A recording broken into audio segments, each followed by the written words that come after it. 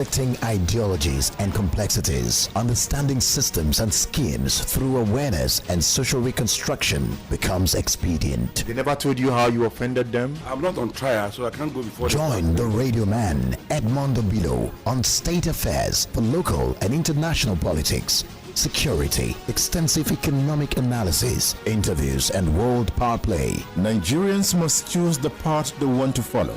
Follow the same looters and sponsors of violence who control the political structures or encourage the formation of a new leadership team. Be a global citizen and join the radio revolution on State Affairs. State Affairs with Edmond Obilo. Radio just got deeper. Here we go. State Affairs with Edmond Obilo is live. Stay tuned.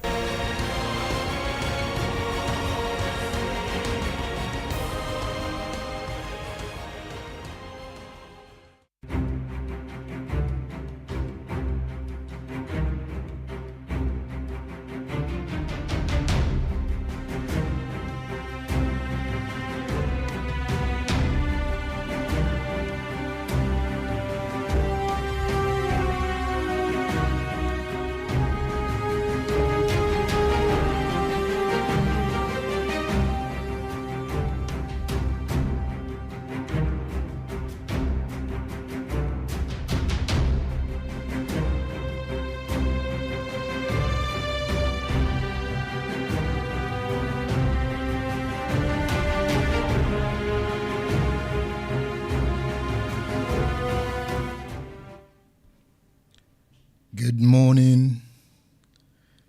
Good morning, Africa. How do you do, Africa? Good morning. Hey, what a beautiful day. What a time to shine. What a time to fly. Look at you. Can you smile for the radio man? In a world that is rife with complexity, a world of uncertainty, a Nigeria of unprecedented hardship, visionary leadership stands as that symbol to guide society towards a brighter, more prosperous future. Hey, in this time, visionary leadership is about more than just foresight. It is about the ability to inspire others, the ability to foster innovation and create a legacy that transcends individual interest.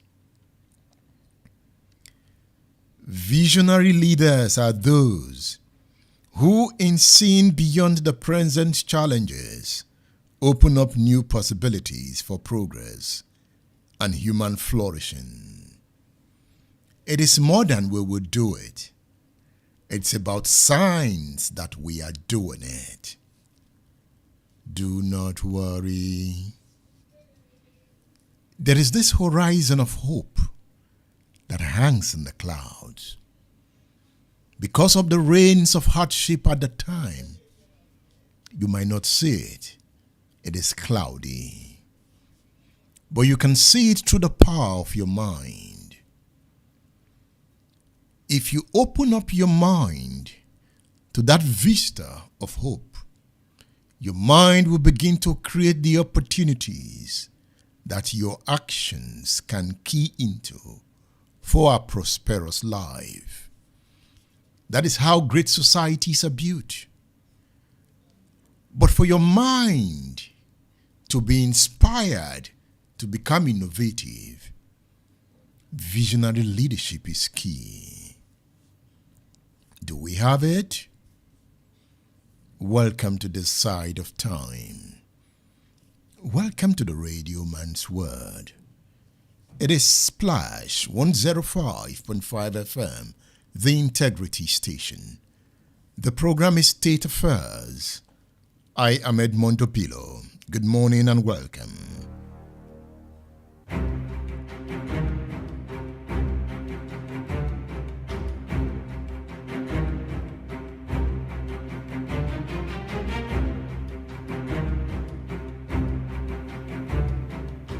So what is the theme of this class? The theme of this class is breaking the status quo, overcoming elite resistance to visionary leadership. In the last 2 weeks, I have gone down historical lanes to lay bare the reason why we are where we are. The focus has been on the founding fathers of Nigeria, Nnamdi Azikiwe, Obafemi Awolowo, and Ahmadu Bello.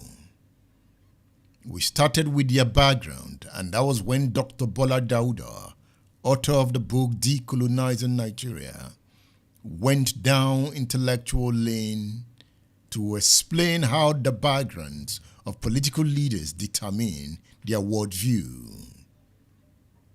Last week, I focused on the Nnamdi Azikiwe, then came to the point when we looked at the conflict between Obafemi Awolowo and Ladoke Akintola. But the main idea was the press of the First Republic, how the press was deployed for action, political action, social action, economic action. We looked at it. We are not done. We will continue to reflect on the historical paths we have taken, why we must learn from history to understand the future.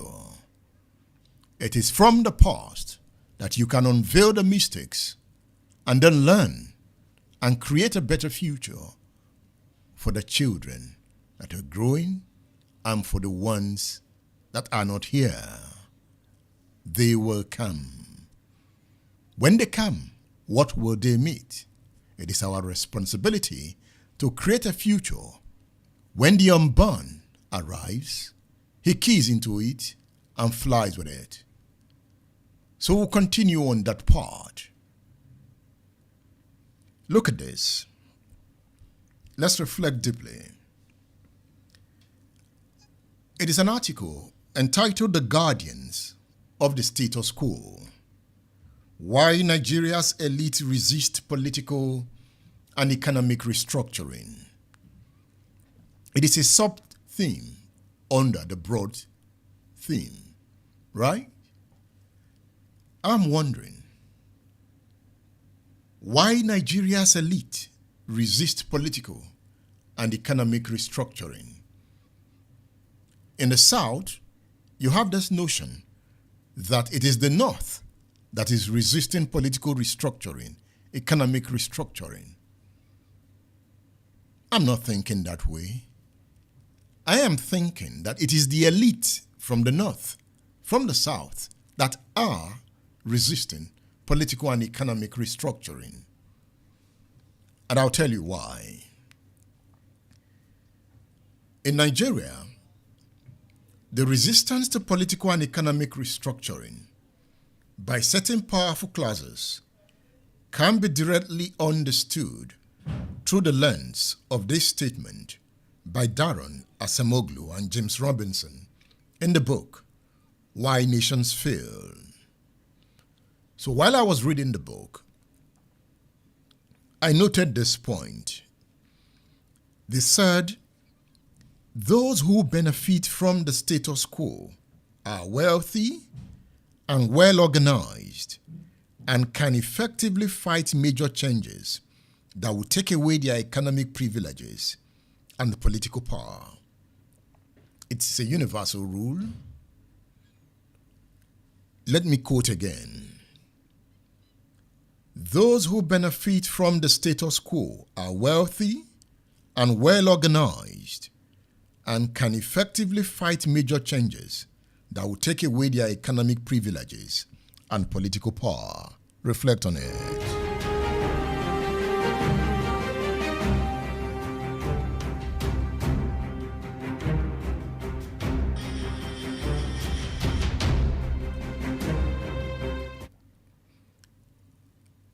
The status quo in Nigeria has long favored an elite class.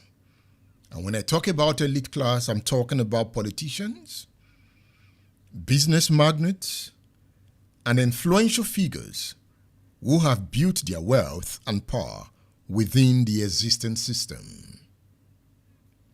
This system, characterized by uneven distribution of resources, centralized governance, and monopolistic control over key sectors of the economy, benefit those who have access to political power. These individuals often enjoy immense economic advantages, such as access to lucrative government contracts, control of natural resources like oil, and the ability to influence policies in their favor. Political and economic restructuring, which would redistribute power and resources more equitably across the country, poses a direct threat to their entrenched privileges. Decentralizing power, for example, would mean that states and regions would have more autonomy in managing their own resources and political affairs, thus reducing the dominance of the federal structure that currently centralizes wealth and decision-making in the hands of a few. This threatens the current power brokers who thrive on maintaining control over a centralized system.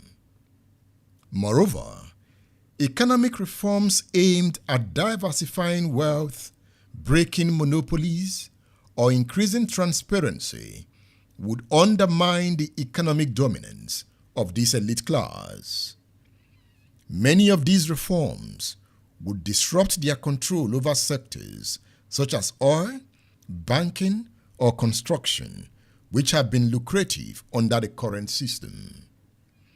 This class, being wealthy and well organized, has the resources to push back effectively against any reforms that could jeopardize their position at the moment. Their use of the media, judiciary, and the political circles to resist restructuring efforts portray them as entrenched element. So they would resist any effort to restructure. In doing so, they protect their own interest while maintaining a system that favors their continued dominance. The lack of restructuring, therefore, isn't just about maintaining the status quo, but also about safeguarding the privileges and power of a few at the expense of broader national development. What are the measures the majority can take to achieve political and economic restructuring? Did you get my question? What are the measures the majority can take to achieve political and economic restructuring? I will open the phone lines so that I can hear from you. Look at the question again. What are the measures the majority can take to achieve political and economic restructuring?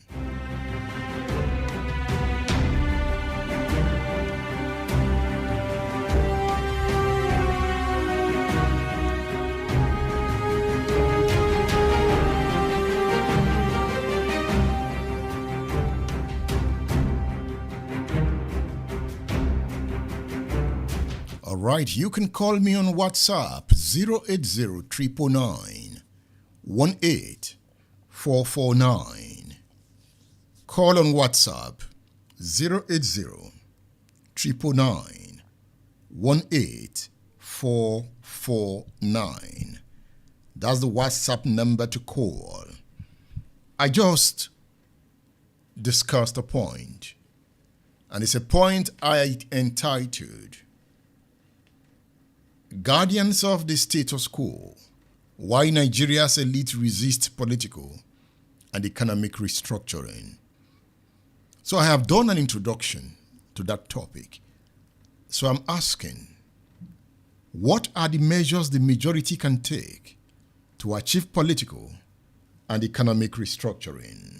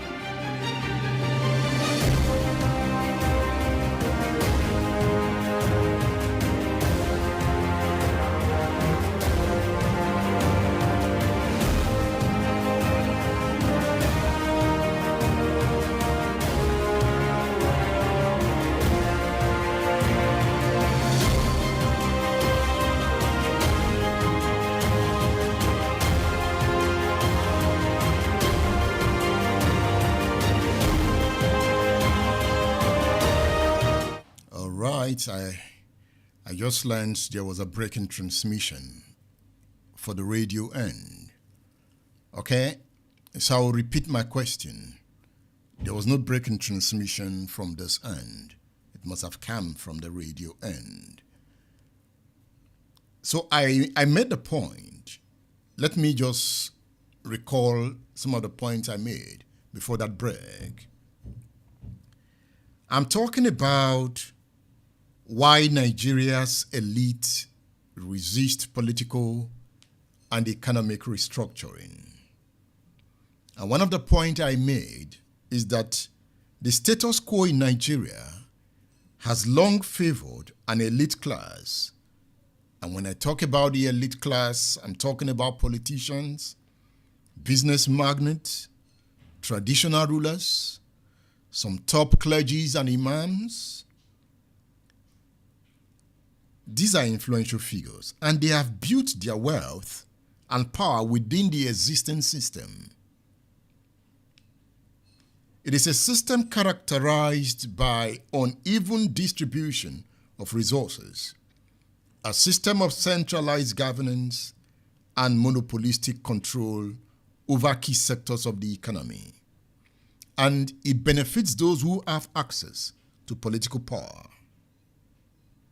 So political and economic restructuring, which would redistribute power and resources more equitably across the country, poses a direct threat to their entrenched privileges.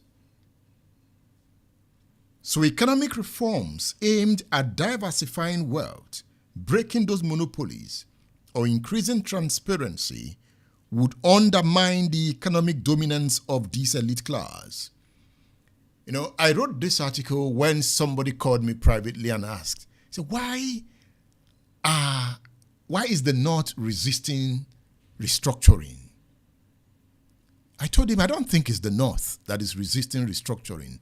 It's the elite of the South that is making that statement to make you believe that it's the North. Those resisting restructuring, political and economic restructuring, are the elites from the North and the South, because they are the ones benefiting from it.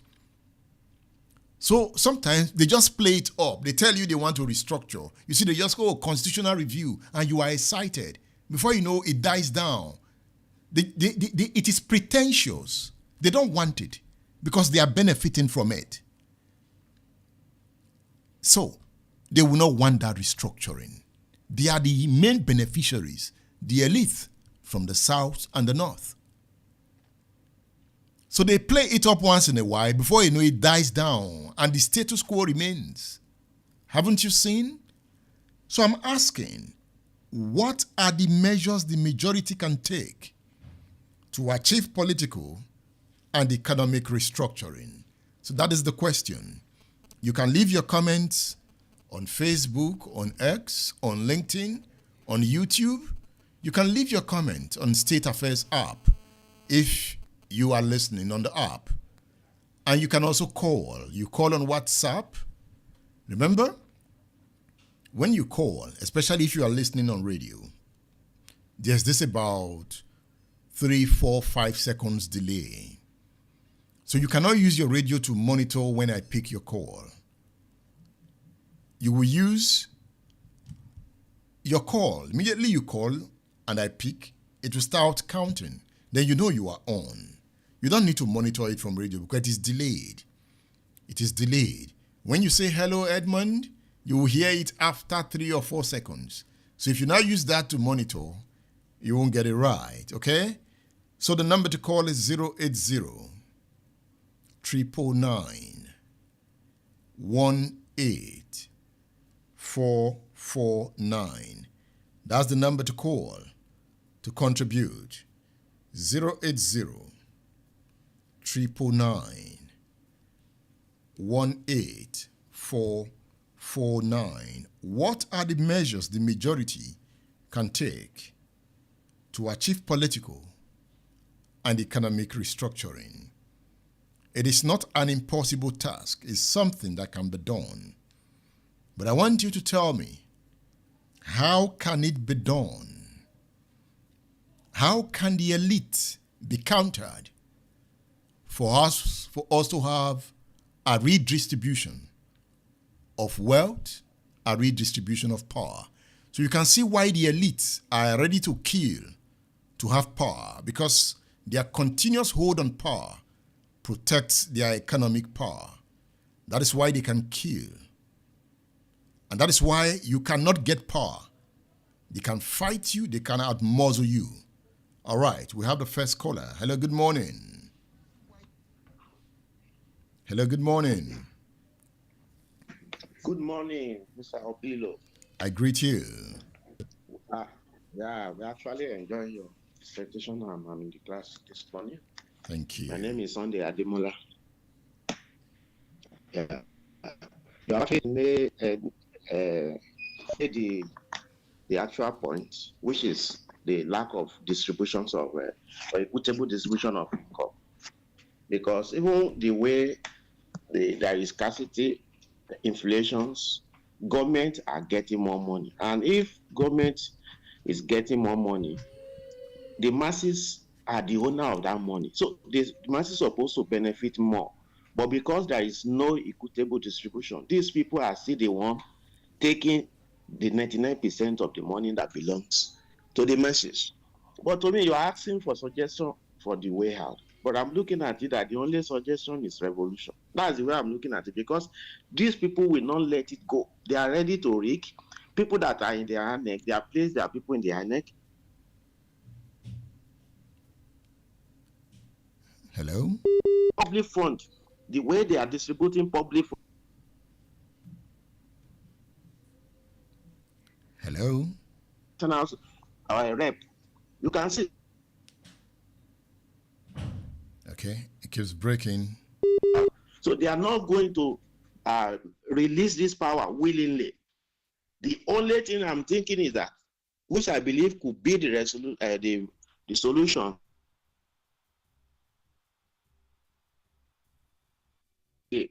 and we fight and take our country by ourselves. That's the only way we can have this government change. Thank you. All right. Thank you. Thank you. You know, when you hear the word revolution, don't be scared. You know, revolution can be scary when you hear that word. But there can be revolutions. It doesn't need to be violent or anything. There can be mental revolution. There can be food revolution. So when you hear revolution, do not be scared, okay? Hello, good morning. Hello. Hello, good morning, Edmond. Yes, good morning. Yeah, I want to remain anonymous. I'm a keen listener of your program, and I appreciate what you do. Talking about restructuring and system in Nigeria, I think if we really want to restructure, the people themselves will have to demand for it. Just like what happened in Kenya, the people need to take their destiny into their hands. So probably the time has not come for the people to request for this. That is why we are not getting what we really want from the government. Like when Awolowo talked about the people emancipating themselves from slavery, I think that's my own concept, that when the time comes, once the people agree to fight for restructuring, that this is what they want, I think the government will listen to them. But I think at the moment now, it's basically just some few people, like you said, that I am using the term restructuring. But when it triples down to everyone, and they really know what they want, I think they will call for it. Once it's happening in the north, it's happening in the south, and it's happening in the east also. I think once there's a meeting point, the people will listen to the people, probably maybe through protest or some other means and all that. Then the government will respond and do the needful. I think, but for now, the people are still comfortable. The masses are still comfortable with what is happening. Once it gets to a point where the people can no longer take this and the demand for what they want, then there will be a positive response from those who are at the top. All right. Thank you. Thank you for calling the radio station. Now, Hello, good morning. Hello, good morning. Can you please turn down the volume of your radio? Okay, good morning. Hello, good morning. Sadiq Alai. Yeah, this is Sadiq Alai. All right, Sadiq. I really appreciate you for the program you've been doing. And it has been touching lives, a lot of lives. And also, I want to sincerely appreciate you for accepting me to your school of thought. So, based on the topic you brought this morning, how do you go about the restructuring? Yes, we all know that what is expected in Nigeria now is restructuring. Then now, this can be decided by the minority, not the majority again. Reason being that the majority have been in the system and nothing has been changed. So as the previous caller said, let's just assume that it is not yet the time for it to be effective. Once it is time for it to be effective, then the masses will come together and decide for the fate in which we all want. Thank you. Thank you, Edmond. Thank you. God bless you. Thank you. Okay. Hello, good morning. Hello, good morning, Edmond. Ifelu, I'm calling you from. All right, Ifelu, the ball is in your court. Very easy. For us to make a reform, for us to change, first, the people have to acknowledge. It's just like the spiritual part. You have to acknowledge your sin, then repent it, then you go ahead doing good. So the issue we have now currently is that our people themselves, they don't know what they want. What do they want? What do you want? They don't know it. They don't know the way. They don't know actual steps. And when you don't know what you want, they decide what you want for you. You take it like that. So until we know what we want in Nigeria, until we are ready to grasp the power, until we know how to grab the power, until we know where to take our suffering, where to make them stop, there is nothing that will happen. Let me tell you, the more, if they increase the fuel price today again to 2,500 naira, people will still go there, queue and buy. Do you get it? So if there is a way you will know that what they are doing is getting too much, then you come down to, okay, what will I now do to stop them? But when you don't know that, when you don't know what they are doing is wrong, you are definitely going to continue to endure. So that's just the situation of Nigeria. We don't really know what we want. They just guide us on what they think is the best thing for us. So that's the issue with Nigeria. Until we know what we want, until we decide what we want, we will continue like that. Thank you very much, Edmond. Thank you. Hello, good morning. Hello, good morning. Hello. Edmond the Great. Yes, good morning. Good morning, sir. Yes, make your point. Edmond the Great, good morning, sir. I can hear you. Make your point. Okay, nice to hear from you this morning. Can you hear me? I can hear you. Can you hear me? All right, I'll let you I go. want to. Hello, good morning. You see, I've made the point. You look at your phone. That the last caller, he spoke after 17 seconds. Once you call a radio station, look at your phone. Once I pick your call, it is reading. Because I was not listening to what the other caller said. I have explained. There is delay. Once you call and I pick your call, it will begin to read. Make your point. Don't use the radio to monitor. There is delay. Use your phone. Hello, good morning. Once I pick. Hello. Hello, good morning.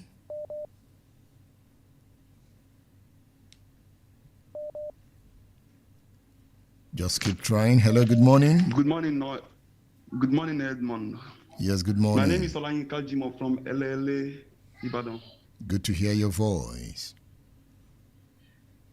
The topic we are treating on everybody is contributing to this morning is a bit simple from my own perspective and from my own view. It's not that we people don't know, we masses don't know what we want. We really know it. The part that the softness is beating on him. But this thing is simple. We are being conquered for very long in time. These people, they have worked on our we want. Okay, tell me now, when we even say we want to do a kind of peaceful revolution, and we say we should meet at gates, somebody that has not eaten, we see as we are talking now, we have some people that have not eaten anything since yesterday, and we said the meeting point should be at Agodi Gate. Are you telling me somebody that cannot even afford food to eat, how will he transport or trek himself down to Agodi Gate? So we have been conquered. We should just sit down and rearrange.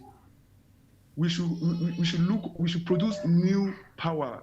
We should change them. All these old systems, we should change them afresh. We have somebody like Showore and others that we can trust, but we never vote them. We still insist on this our status quo, and we keep doing things the same way, and we are expecting different results. Things doesn't work that way. Great day, Edmond. Thank you. Thank you. Thank you for calling the radio station. Thank you. Who's that baby there? Hey, baby. Hey. These babies, you don't know when daddy is on the phone. What's the baby saying? Hey, baby, we are talking about the future for you. All right? Yes, beautiful children. You know, sometimes when I see these babies, I said, hey, what future are we building for them? Hello, good morning, Abezo Charles Obina. Yeah. Good morning, Radio Man. I greet you. Yes. So your question this morning, I think the worst thing the political elites have done to Nigerians is to imprison their minds. If you look at it, the education in Nigeria has collapsed. The minds of Nigerians have been imprisoned, and we can't keep waiting for them to change the status quo. It is now left to Nigerians to do the best they can at their own levels. What do I mean? At our different families, what are we doing to educate the minds of the children? You know, when you instill the idea of selflessness and patriotism in children, they grow up with it. And when you have this army of educated minds available in the state, they will be able to consciously oppose this status quo and strategically plan to take over power and rule the state. I know people are talking about revolution. Let's say bloody revolution. That is where many persons are sitting towards to. I'm just thinking, even if you carry out revolution, who is that Nigerian that will take over power and bring settle things the way it ought to be? But I think the best thing now is mental revolution, and the mental revolution cannot be carried out by the state who keep imprisoning the mind of the citizens. It is now left to Nigerians to do the best they can at their own different levels. Schools, churches, mosques. Hello? Abeza, are you there? Okay, Abeza was making some solid points. He talks about mental revolution. All right. He talks about mental revolution. Let me look at some messages here. This is from Oloye Kola. It says, weak majority that bootlick can do very little. But the young, trained, and armed revolutionary may shake the system as witnessed in the 1966-1999. As witnessed in the 1966 to 1999. I'm trying to understand. Okay, are you looking at Nzogo and Kosi? When you hear the word revolution, don't be scared. Even when you hear bloody revolution, you know, I have my position on those subjects. You know, Abeze made the point. Let's assume, because when you hear about young persons, so let's go bloody. Bloody. Has bloody ever solved the problem? When you trigger a revolution, who are those who normally take power? I think we should get to a point when we begin to discuss these subjects openly, so that we'll have a solid understanding. Where bloody revolutionaries have taken power in Africa, how far? I have not taken my position yet. I'm raising questions. You know, Yoweri Museveni was a revolutionary. He's the president of Uganda. He was a revolutionary. At that time, you've had Idi Amin. Idi Amin was, I don't know, let me not use this word to define him. Idi Amin had come. Meeting Obote had come. So some young persons decided to go into the bush. Some young intellectuals, like Yoweri Museveni, he's an intellectual. He's a deep mind.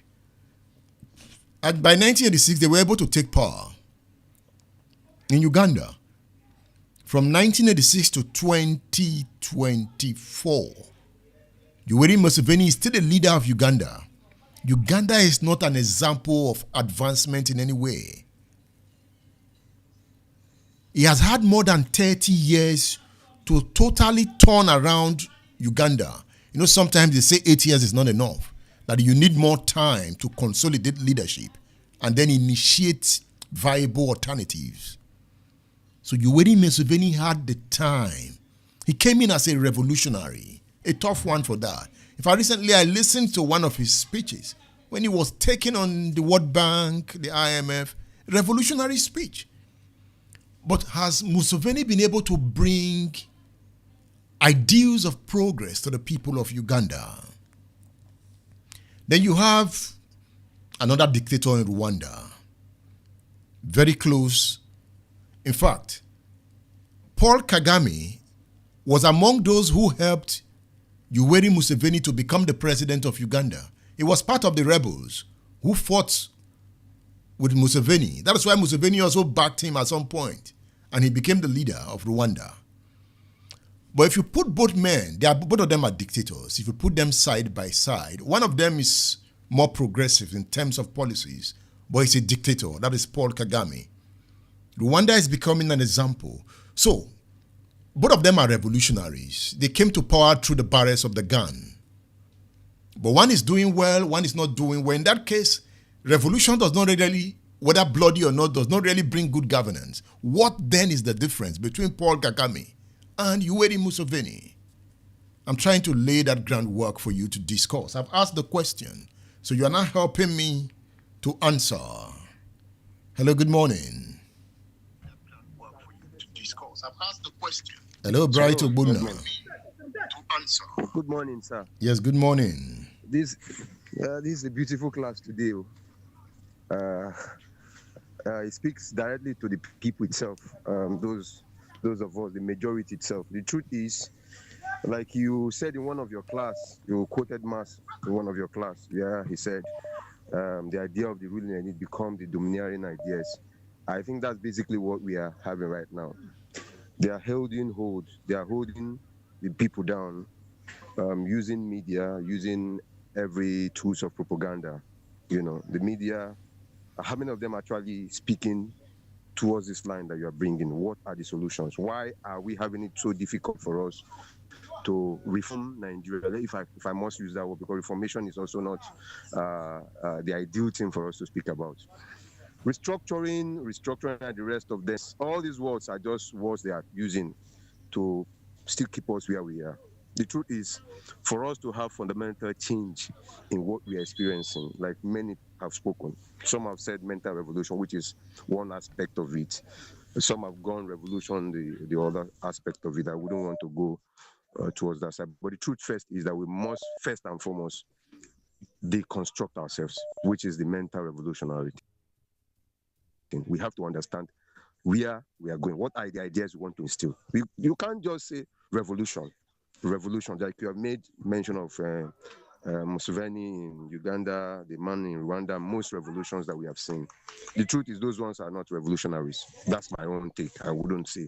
Because if we say revolution is changing something from where it used to be to where it should be, the good part of it. So if we still have people that are hiding behind the ideological revolution to bat their own kind of idea, which is also instilling pains on the people, then that's not revolution. Revolution is something that has to move away from where we are. The status quo that you are talking about, that the elites are holding on to, you must move away from that completely to batting in new ideas that have to favor the people. And that's where the idea of Marx come in. Karl Marx, the capitalism thing, the socialism, and the rest of them. We must first and foremost understand the economic ideology and the reason why we are still where we are. The factor here is that the states, completely, not the state, not Nigeria now, globally, we are all running on a capitalist ideology, which to a large extent, some people will say dog eat dog. It means that whatever you can do to make ends meet is okay. Where the politicians will say, there's no gentleman in politics. Whatever happens is okay in politics. That's what it is. We must move away from that perspective, that economic and political structure. Within the confine of the political structure and the economic structure we have right now, every revolution will go the path of every revolution we have been speaking about. It will go that path. We must shift the system. We must uproot the system. There must be a mass quake. Move, not from Nigeria alone. It must be an international thing. It must be moved from where we are right now to another. If we still keep it in this way that it is, within the confine of the economic ideology, where IMF, the Bretton Woods, and the rest of them are controlling, they themselves will counter the revolution in any aspect of it, any part of it. Because when you start a revolution here, or you want to talk a change from what we are experiencing right now, they are also the part of the elites, because we have, you talked about what you call the compradors some times ago, where we have merchants somewhere working in favor of those guys up there. So elites are not only Nigerians. Elites are not only Nigerians. You also have people with the IMF, the World Bank, that are also dictating the pace of what happens in every of this country. So you start a revolution somewhere, the counter-revolution is also existing somewhere to counter it. Everybody globally, the masses must stand up together. All right. I mean, those that are feeling the pangs of poverty, they must hold on together. When you hold the revolution here, you hold it and it becomes an international. I think that's the solution completely. All right. Thank you, Bright Ogbonna. Thank you. Thank you. The program is State Affairs on Splash 105.5 FM, the Integrity Station. Are you there? I think I would like to hear, Emiola Solomon was trying to call. I would like to hear from him. But that will be after this break. I'll open the line. Emiola Solomon, I know I saw your call coming in. I want to hear what you have to say. Because I see your pictures. You're always on the street, fighting for good governance. So hold on, Emiola. I will call you. I'll call you. Let me hear what you've got to say. State Affairs on Splash 105.5 FM, the Integrity Station. Stay tuned.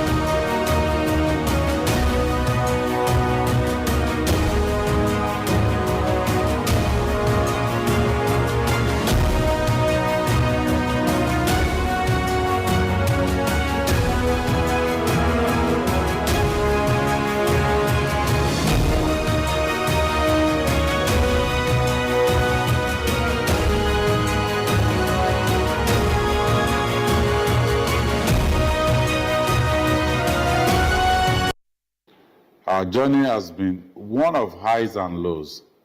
We have walked, crawled, run, stumbled, and risen again. We have experienced moments of pride and moments of reflection. But above all, we have demonstrated unwavering resilience. Here in Oyo State, you have exemplified that same resilience by supporting our administration over the past 5 years as we moved from accelerated development to sustainable development with a focus on moving the people of our dear state from poverty to prosperity. They say the darkest hour comes just before the dawn. As we face these cloudy economic times, we must remember our resilient spirit. Rest assured, the sun will rise. As your government, we use this Independence Day celebration to reaffirm our commitment to making decisions that will serve the best interest of the good people of Oyo State. This is why I have directed that guarantors for small-scale loans to agripreneurs through the Agricultural Credit Corporation of Oyo State will no longer be limited to civil servants, but will now include community development associations, farmers associations, and artisans associations. We have also extended the subsidy on transportation for another 6 months under the Sustainable Action for Economic Recovery, SAFER scheme. The subsidy will now also include subsidy on trucks for produce evacuation. This subsidy will be implemented through the various trader and agriculture unions. Now is not the time to emphasize what divides us. Rather, we must hold fast to the things that unite us. Our shared identity, our culture, and our history. We must always remember who our real enemies are, so we do not turn against our friends. We will, as a government, continue to give strength to democratic institutions because we believe this is one of the best ways to build stronger states and nations. I also want to take this opportunity to reassure you that the security of our people remains a top priority. So, as we celebrate Nigeria at 64, let us not dwell on the difficulties of the present. Instead, let us use this period to reflect on what we can do different so that the future of our nation will be better than the past. Let us focus on the real hope that lies ahead. God bless Oyo State. God bless the Federal Republic of Nigeria. State Affairs with Edmond Obilo is live. Stay tuned.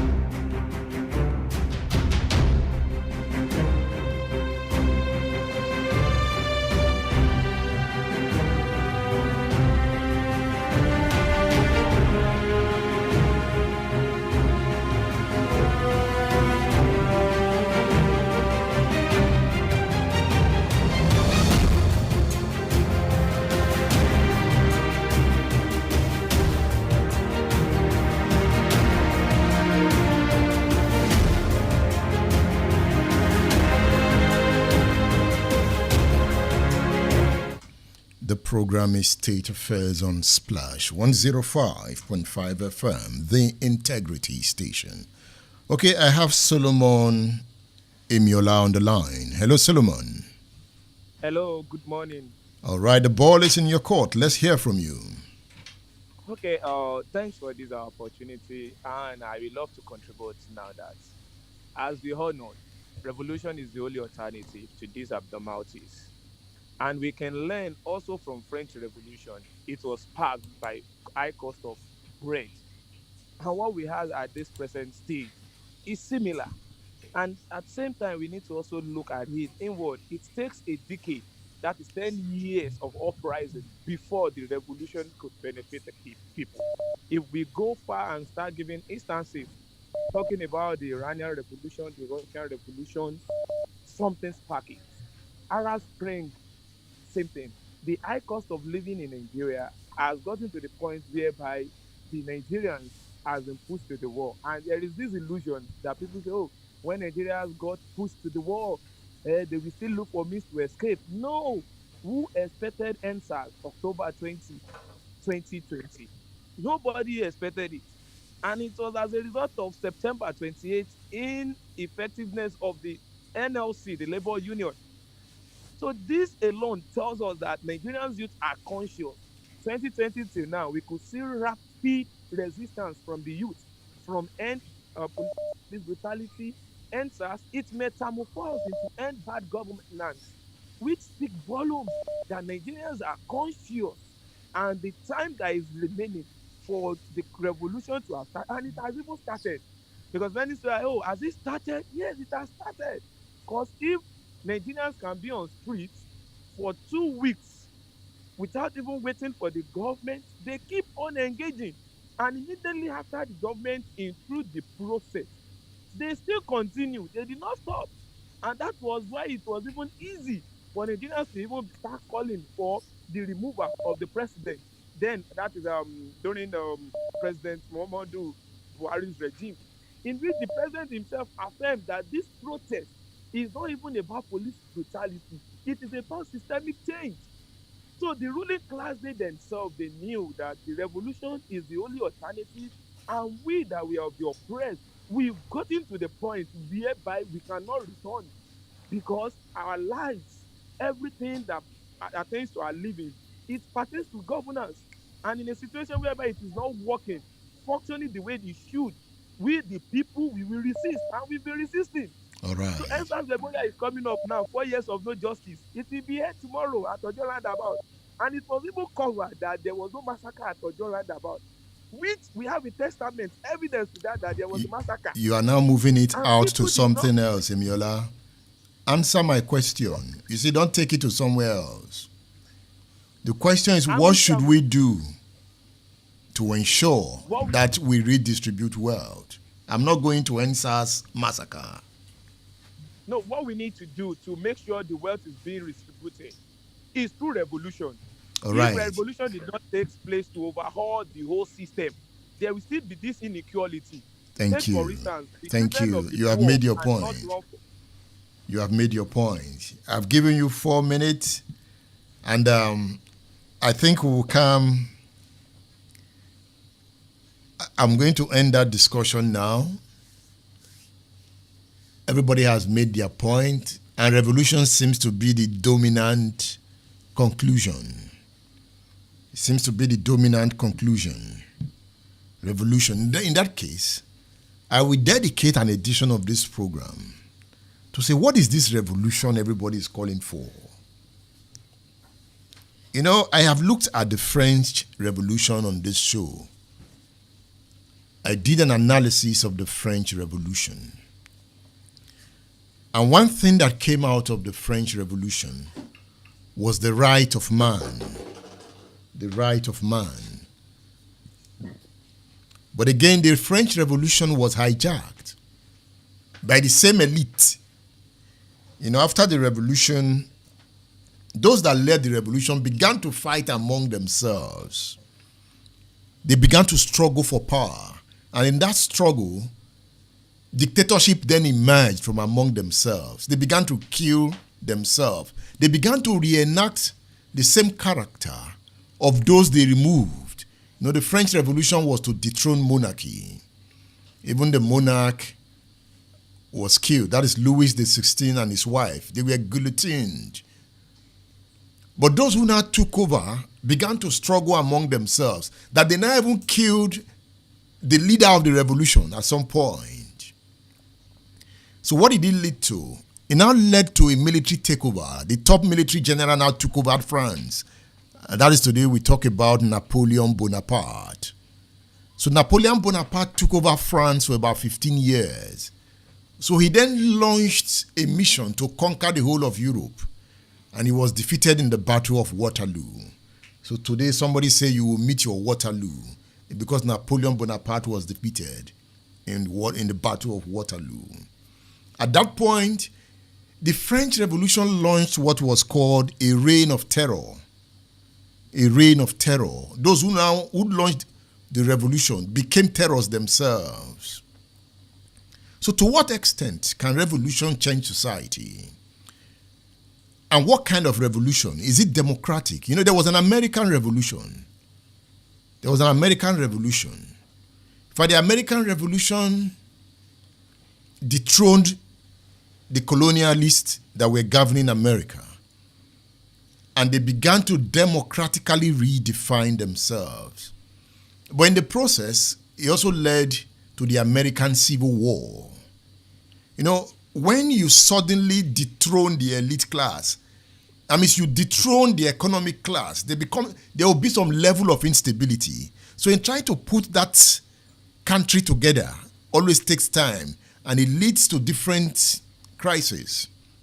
There was the Venezuelan Revolution.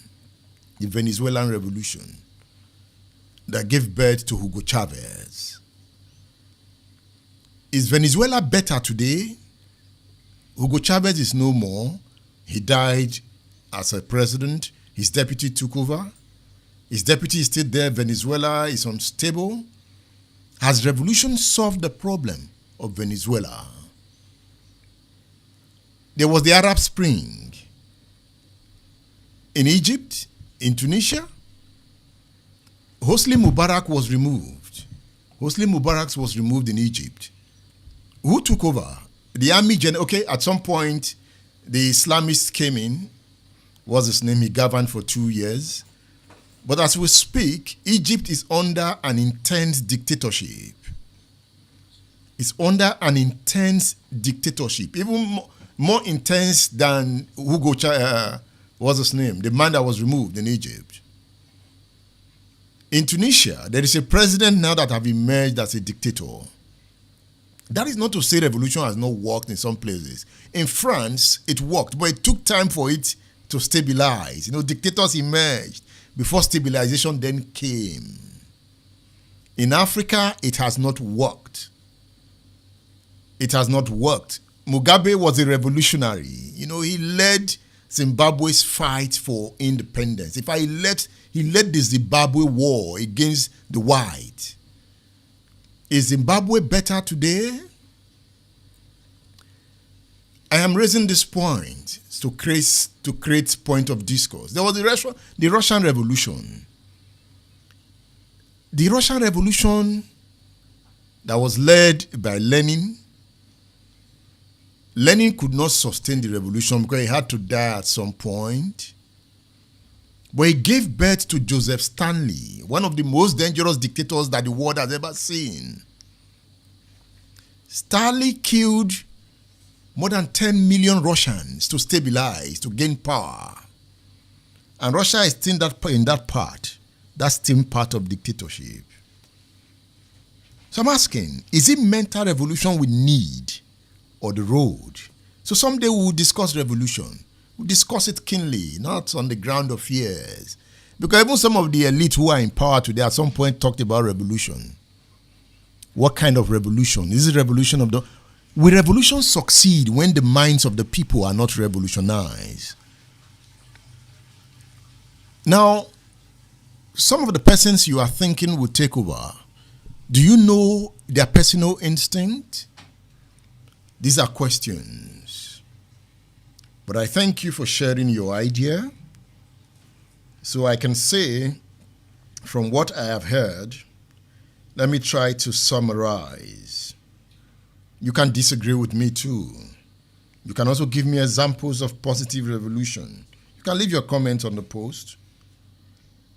So, measures the majority can take to achieve political and economic restructuring. That was the question. Abeze Charles Obina, I think your argument was leaning towards building. Okay, let me take this call. I want to take Tony Brown call. Let me take this call. Hello, good morning, Mr. Brown. Thank you very much. A short one here. A very beautiful topic this morning. And I think it has been discussed almost exhaustively. But let me just put in there. Sorry. What you find is, you talked about, it is not only mental and intelligent revolution. Because you see, the problem we have in Nigeria, why you might just think that revolution might not work, is the fact that we still have the ethnic subject, the religion subject. If you have to carry this revolution to succeed, you must get away, remove, and I said remove completely, if not completely, at least to a bearable level, the understanding of religion, the understanding of the ethnic group. Some of those countries where revolution work, they work because, by and large, they have one common denominator, the language. It may work, it may succeed, it may not, but they have one common denominator, the dialect, the language, where virtually everybody speaks. But here, by the time, now you talk about the impediment of the northern elite and the southern elite. It will continue to be there because this is where they make their money. Until you break that gene. Why do we say so? Just because you have the northern people, you have the religious understanding, the same in the south. So if you look at, you said when you talk about power is not something that we can bestow on another person. It is something that is he or she already has within, and we struggle to retain it. It will struggle to retain it, and it is not stab a la carte. It cannot be. So I believe that a man will not merely endure; he will prevail. He's immortal, not because he alone among the creatures has an inexhaustible voice, but because he has a soul, spirit capable of kindness. So if we must talk about, let us take Nigeria, let us first accept that we are talking about one nation, Nigeria, one common Nigeria. We want the survival of Nigeria. Then when we get there, then we might now say, okay, you Keep your ethnic and religious belief somewhere. Your culture, it is purely for you. You keep, and then let's have a common objective. Thank to you. Ensure that we take decisions, be it revolution, be it mental, be it intellectual, that will survive this country for the future to grow. Thank you. Otherwise, unfortunately, we are not going anywhere. But I pray that we must get there somewhere. The youth, is the mass of the population that can ensure that these things are done. The youth. So where is our youth? Our youth should start working now, mentally and intelligently, that we have a revolution that can work for us.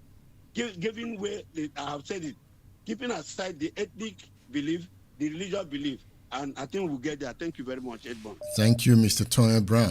Thank you. Okay. It seems this topic, okay, I'm still getting more calls.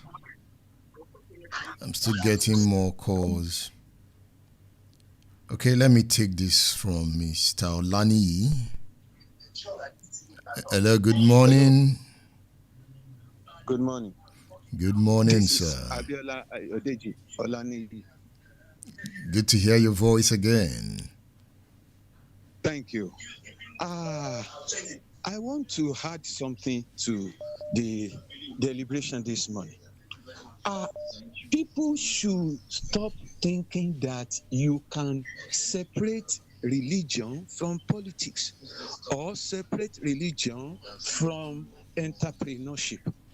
Something that is paramount in human being is the awareness of the influence or impact of the spiritual world in physical social interaction. One thing I want us to know is this: those who claim to be politicians, what is it all about politics other than getting and using power or influencing decision making in a society? That's what politics is all about. And in getting and using power to influence decision in a society, people use the advantage that they have, which include the impact or the influence of the extraterrestrial. If I were to be a member of a court, whether you call it secret court or public court, I will use that advantage to conjure, construct, invoke certain powers to access certain facts that I will use against my opponent from another party. If we use democracy, if we use, for whatever reason, dictatorship, I will also use this extraterrestrial power to conjure what will give me advantage over my subjects. That is found in all the religions that came from Ancient Near East: Judaism, Christianity, and Islam. Even in African religion, African religious tradition, there is a tradition in Ile-Ife called the tradition between Obatala and Afenwero. Afenwero is Oduduwa, who is believed to have come from Middle East. Obatala used to be the diviner of African religion in Ile-Ife and was the king before Oduduwa came. But there was something like COVID about 300-400 years ago in Ile-Ife. People were dying. Obatala could not find solution to it. Oduduwa came with his extraterrestrial power from Ancient Near East, Middle East. He came with that power. He cured the diseases and death in Ile-Ife, and they made Oduduwa king and displaced of Obatala. Now, how do you separate religion? For me, as a scholar of religion, I refuse to use what other scholars of religion define religion to be. For me, by virtue of data that I am privileged to have, and belonging to some religious societies, which time will not allow me to explain here. Religion should be defined as any act of great respect for the interference or impact of the extraterrestrial in human or physical affairs to gain or access power to control life and have success. Everyone is looking for better life, success, and achievement. And we use the extraterrestrial to gain access and to have this achievement. Thank you, Mr. Ebelo. We can't separate religion from politics or from ethnicity. Politics and ethnicity are in our interaction, and we use religion as instrument for it. Thank you. Thank you. Thank you. Interesting. You know, what Mr. Abiola Alani just did is what is called reality. You know, man is selfish, what we call self-interest. So good leaders are those who are able to balance self-interest with the common good. So man is selfish. Self-interest always comes into play. But great leadership are those who know how to balance self-interest with state interest. In that case, love your neighbor as yourself. That means you love yourself, yes. It is allowed. Love yourself. Your interest is allowed. If you like good governance, it's an interest. And when you get it, it's because the leader has been able to balance self-interest with, some are saying for revolution now. The point, there are times I just sit down, I say, okay, where are the African jujus? Can we use the African juju to call for good governance? And I was asking the Babalawo, but he reminded me that the man you want to fight against also has his own African juju. So there's a competing juju phenomenon going on to balance out. So it's a struggle. That struggle for political power is happening. There's also struggle for spiritual power at the other realm. It's about interest. Interesting discourse. Interesting. Okay, let me take this call. Hello, good morning. Hello. Can you hear me? That's the point. You see, the call is reading, but he's not saying anything. This 14 minutes, say, okay, after 17 minutes. That's the point I'm making. Okay, I won't take that call again. Once I notice that, I'll cut the call. You know, that means you're not looking at your phone. I'm not going to pick that call. Okay, let me do that. No, let me change my mind. The caller is calling again. Hello, good morning. Hello, good morning. Yes, good morning. Yeah. Quickly, let me contribute my own quota. Thank you for bringing the topic in the first place. And what I would like to say as well is listen to your program every Saturdays on every program you do. Very educative, very informative. But the problem I find with our people is I try to look on the Facebook or YouTube where you stream as well. And I look at the numbers of people listening to what could have changed our mentality, our country, economy, and everything, the history. And I look at the numbers, I thought, where are these people who want to change for Nigeria? Probably the youth are busy watching either football or Big Brother Niger or some kind of streaming music, which in a way you think, which one is more important? Can you not just leave 1 or 2 hours of your time to listen to what you don't know? Listen to debate, listen to people's perspective, and bring everything together and make it sense. Because we're all clamoring for, we want a better Niger, we want a better Niger. But how are we going to get it? If the revolution, like someone said, everybody won't go to heaven, but nobody won't buy. So how are you going to get it? The policeman that wants a better Nigeria is following the politician who is looting the money. The what is it called? The journalist who is clamoring for Nigeria must be better is collecting brown envelopes from the looters. Then we should stop deceiving ourselves. People should listen to your program, be serious, Either you are going to mosque or you're going to church. If you cannot listen to it now, replay it. And then rewire or revolve your brain to say, wait a minute, how am I contributing to this downfall of this country? Because either we like it or not, we all have our hands in it. The policeman that is killing, the policeman that is collecting bribe, the CEO of a big hospital that the lift is breaking down and is not doing anything, no water is running, no power, the road that is not constructed. It's not done by ghosts, it's done by our own people. At what point are we going to be honest with ourselves? Let's start the revolution from our own family, from our own friend who is corrupt, from my friend who is buying a big Bracto Jeep or whatever. I don't know the source of income. And we go to church to go and say, oh, praise the Lord, may God continue to bless him. Are we not fooling ourselves? If we can start the revolution from there, not by holding gun, but by saying the truth, listen to your program, then we are up for something. Other than that, we can continue from now to eternity. Nothing will happen.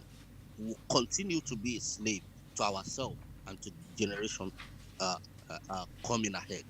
Thank you very much for what you are doing. Keep doing your own part. Let everybody listen to this.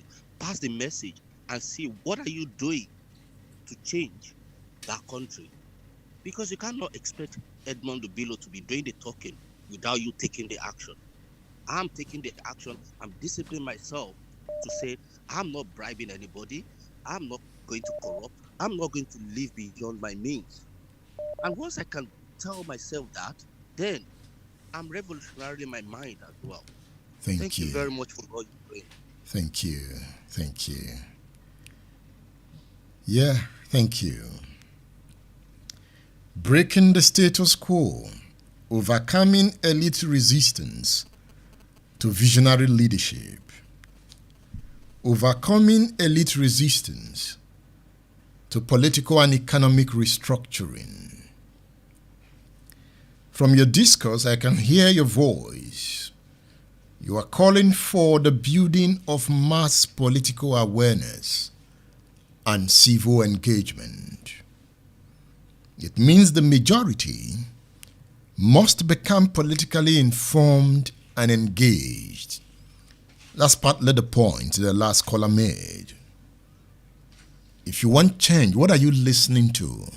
What books are you reading? What actions are you taking? What is your home like? If you say the political leaders are not good, are you a good father? Are you a good mother? Are you a good wife? Are you a good husband? Are you a good son? A good daughter?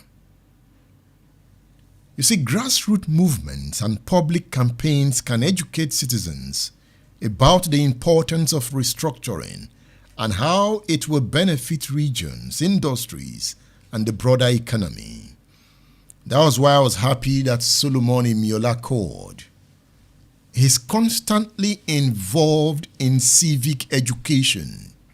Sometimes he's with the microphone in marketplaces, talking to people, trying to convince them. When the people are united and aware, they are harder to ignore. The political class knows that. So they have a way of dividing the people. You know, Bright Ogbonna was talking about a point I made in one of my broadcasts. If you go on my YouTube channel, you'll see my videos. I've made this point clear. That the ideas of the elite in every epoch are mostly the ideas of society. So for you to defeat the elite, you must constantly reshape the message so that you begin to take away the minds of the people. Take note. You see, the masses are meant to be used by anybody. So when you are waiting for the masses, you know, sometimes I hear people make the argument that when you call out the masses, they won't come. I said masses don't lead revolution. The masses are meant to be led. So listen, I've heard some people say, the people must come. Which people? The masses are meant to be used. That's why they call them the mob. I might be part of the masses. So when we are talking about elite, that is why they say no revolution takes place without an intellectual core. You know, during NSAS protests, I will hear the young person say, no, we don't need anybody to lead us. I said, okay, that means your revolution will not go anywhere. Say, no, we don't want any leader. That means there was no way NSAS was going to unleash a new leadership. No way. I saw it at some point. I said, no, it's not going to work. Because he had no leadership. He had no idea behind it. It was just a mass of people who were angry and they just came out. So when their anger was diffused with the bullet, they ran back. So that's why when you say people call out people, come out, let's go. What is the idea? If you come out, let's go, and you bring down the system, what happens? It becomes total chaos. And before you know, civil war might ensue, like what is going on in Sudan. So that's what I'm asking. Where is that intellectual core? It is the intellectual core. Among the unhappy people of Nigeria, you have some persons who are also wealthy. They are not necessarily part of this leadership class.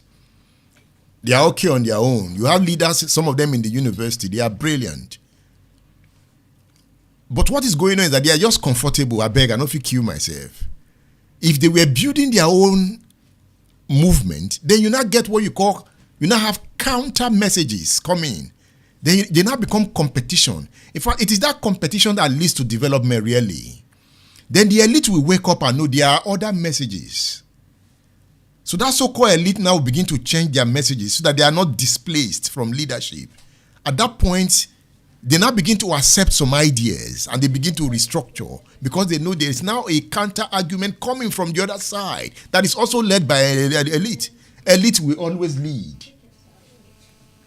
Elite will always lead. Take note. Masses don't govern. It is the elite. So in Nigeria today, you have disgruntled elites and you have enjoying elites. Take note. Elite will always lead. So for you to trigger any change, it must be based on some intellectual ideas. You can't just wake up. The masses are meant to be used. No matter how you say tomorrow, go to Berena, give the masses 1 Congo of rice, they will follow you. So for you to stop them from following, you need to bring another message for you to take them over. I don't know if I'm making some point. They know what they want, but they don't have the mind to follow because they are masses, they are mobs. Anybody can use them. The pastor can use them. The imam can use them. Sheikh can use them. Tinubu can use them. Wobilo can use them. So for now, there are certain persons using them. So you that is angry and disgruntled, what are you doing to use them? To attain your own power. That is why you see many of the activists cannot attain power. Because the activists somehow, they sound entitled in the power game. Some very good men, you know, the Femi Falanas, the Femi Aborisha days, they cannot attain power. The Ghanese, because they just feel the masses should come. The masses must be enticed to be used. Then what you use to entice them is another game entirely. That is what I've understood from my own. They are meant to be used. So if you allow the political class to continue to use them, they will use them. They will use their numbers, and if the numbers don't work, they will give them guns and hijack the numbers. So what are you doing? How did Nnamdi Kanu come to use the masses in the East? Asari Dokubo, Tom Ateke, Tom Polo, how did they now engage they have their own masses. So when government realized that these men have their own masses, government began to negotiate with them. Are you getting the point I'm making?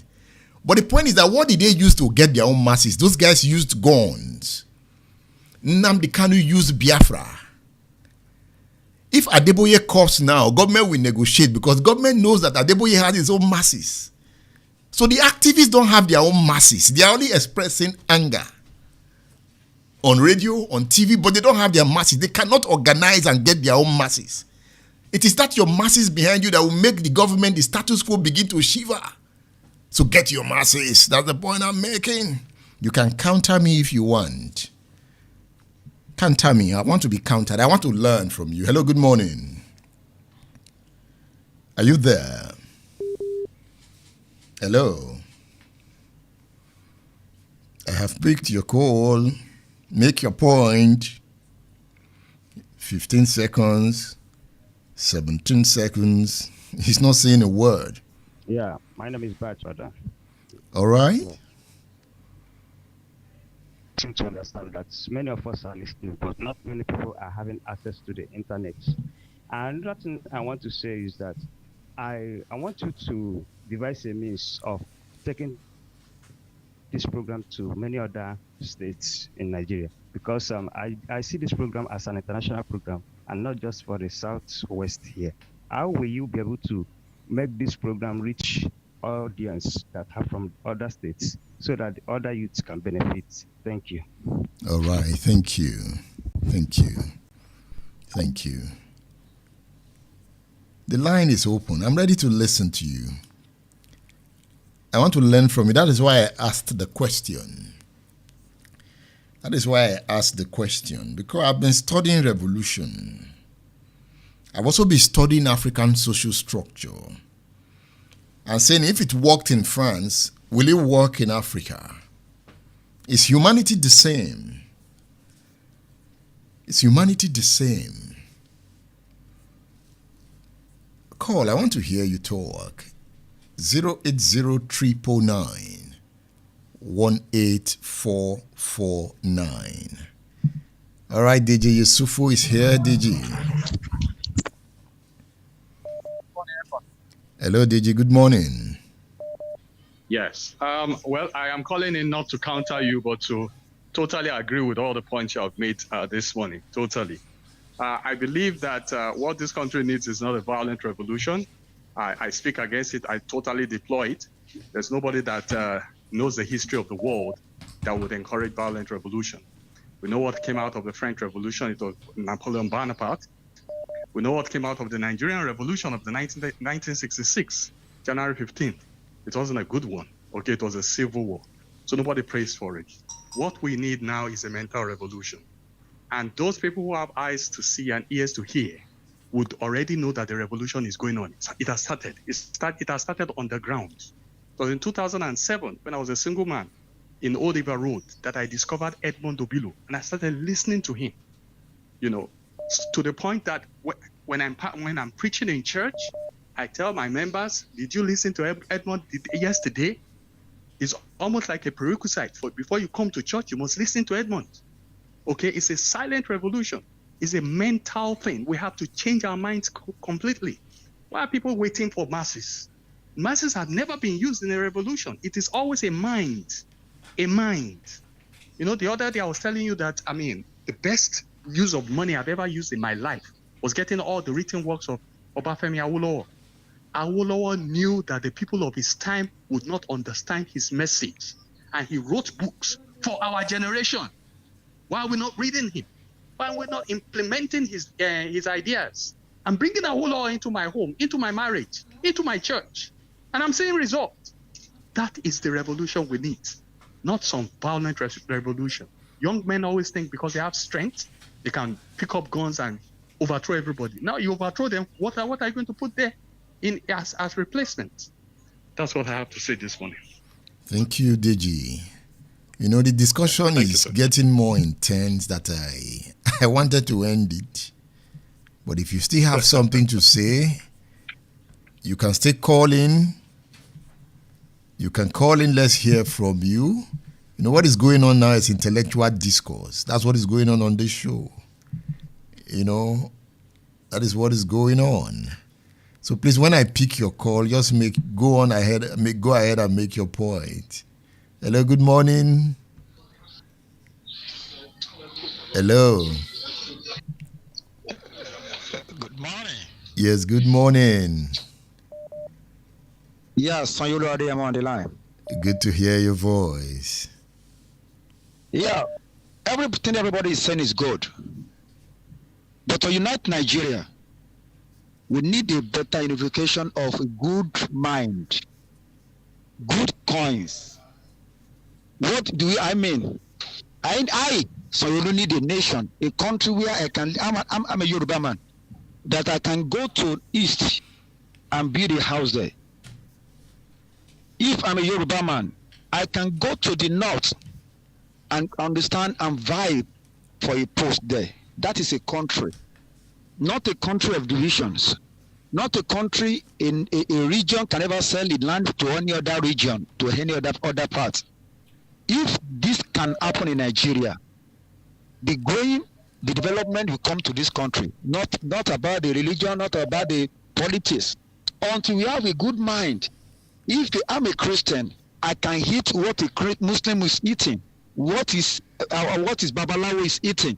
That is what they call country. A country where there's a division, that a Muslim cannot eat what a Christian is eating. A country where there's a division is not a country. I need a country. That is why I so believe in your program. I believe what everything is so, because you always preach unification. We need a unification of a mind, that a Muslim living in my house, I can eat what a Muslim is eating, what a Christian is eating, or even what a Babalawo in front of my house. That there will not be discrimination in our mind. That is a country. A country that I can go to north, to east, southeast, and be a deputy governor as a Yoruba man. A country as a Yoruba man, I can go to north and be their governor. That is a country. Not a country that as a Fulani cannot do what a Yoruba man is doing. Somebody will come and divide us. That is not a country. I need a country that can grow unification, the same mind. The Bible said that God created us in His own image. There's no different image. We are in the same image. Yoruba is in image, the same image with God. Hausa is in the same image with God. Yoruba is in the same image with God. Even the Babalawo, they are in the same image with God. Why are we dividing ourselves? So we need a good mind of what God created. Thank you. God bless you. Thank you. You know, how many of us have studied the glorious revolution of 1688 in England? You know that revolution? Okay, I think I should do an analysis of the glorious revolution. But I will recommend this book. I've quoted from it already. It's a good book. I like reading it. Why Nations Fail. The Origins of Power, Prosperity, and Poverty. Why Nations Fail. The Origins of Power, Prosperity, and Poverty. I'm recommending the book to you, written by Darren Acemoglu and James A. Robinson. You know, while flying yesterday, while I was transiting, I was reading it in the plane. And I keep reading it. Let me read a point to you. If you turn to page 102, The Making of Inclusive Institutions. The authors make the point that the culmination of the institutional struggles of the 16th and 17th centuries were two landmark events: the English Civil War. There was a civil war in England between 1642 and 1651. But he said the particular one that made a great change was the Glorious Revolution of 1688. In fact, this morning, I just woke up reading the Glorious Revolution again. And I bought some books on European history. Some of the biggest books in my library in Nigeria are books on European history. You cannot take away enlightenment from development. You know, Europe became developed. Immediately it moved from Renaissance to Enlightenment. That is why I believe so much in the power of mental revolution. With the way we are now, if you even trigger certain kind of revolution, you are going to bring in another dangerous man. It might not be true. But it's when society has developed, because if, you know, power possess and power, absolute power possess absolutely. So why mental revolution is good is that you need to develop a masses that is not a mob. You get the point? So I've moved now from the mob to a masses that is not a mob. An enlightened masses. It is that enlightened masses that we always scare the leadership. And they will know this masses is enlightened. That's what happened in America. As they were working on their constitution, they were developing a mass of enlightened people who would check the leadership. And that is why you see they continue to make amendment to their constitutions. And they were doing it freely. You know, they were amending. The people kept speaking up. So for now, what you have in most African countries are the mobs. They are the mobs. Even in Kenya, as we are speaking now, the elite have taken over fully again, despite the Gen Z protest. Because the Gen Z protest was just mass action, anger, just anger. It had no political undertone or ideological leaning. So after the anger diffuses, the political elite become more entrenched. They will now unleash more police on you. They will not scare you so that you don't move. And that is why you could see the elite in Nigeria is refusing to spend money on education and healthcare. They want you to die. Get the point? So when you see a governor investing billions in education, there must be something benevolent about him. When you see a governor investing billions in education, there's something benevolent about him. A devious political elite will destroy the educational system, destroy the university, so that the people are not enlightened to resist. That is what has been going on in Nigeria. You can see as we go, the educational system is being destroyed. Primary schools are dying, so they are now coming up with more expensive primary schools that the mob cannot afford. It is the elite that will be able to afford those private schools, but the mob will be left to attend the destroyed public schools so that they remain mob forever. It's strategic.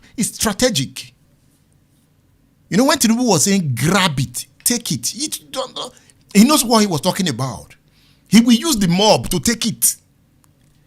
But if that mob is enlightened, that enlightened mob you can't use that enlightened mob. In that case, you will not create what you call middle class. The enlightened mob is always that middle class. You know, but now you have totally destroyed the middle class. So you have the rich and the poor in the system. Or they've created one, the poorest of the poor. Okay. I will take 2 more calls and I will close this discourse. 2 more calls. You can also correct me. You know, I'm trying to put my own understanding into the discourse. So you can teach me what you know. Because after these 2 calls, we are going for a break. So it is 080-999-18449. Hello, good morning. Hello? Hello. Yes, good morning. Good morning. I'm Ifeanyi. I'm calling from UK. Mr. Ifeanyi calling from the UK. Yeah. So please make your point, sir. I like your program and I enjoy your program. I am responding because of what you said. You said that the elites that are supposed to bring revolution, positive revolution, don't have the masses. But the ones that are making life uncomfortable for people, they tend to have masses on their side.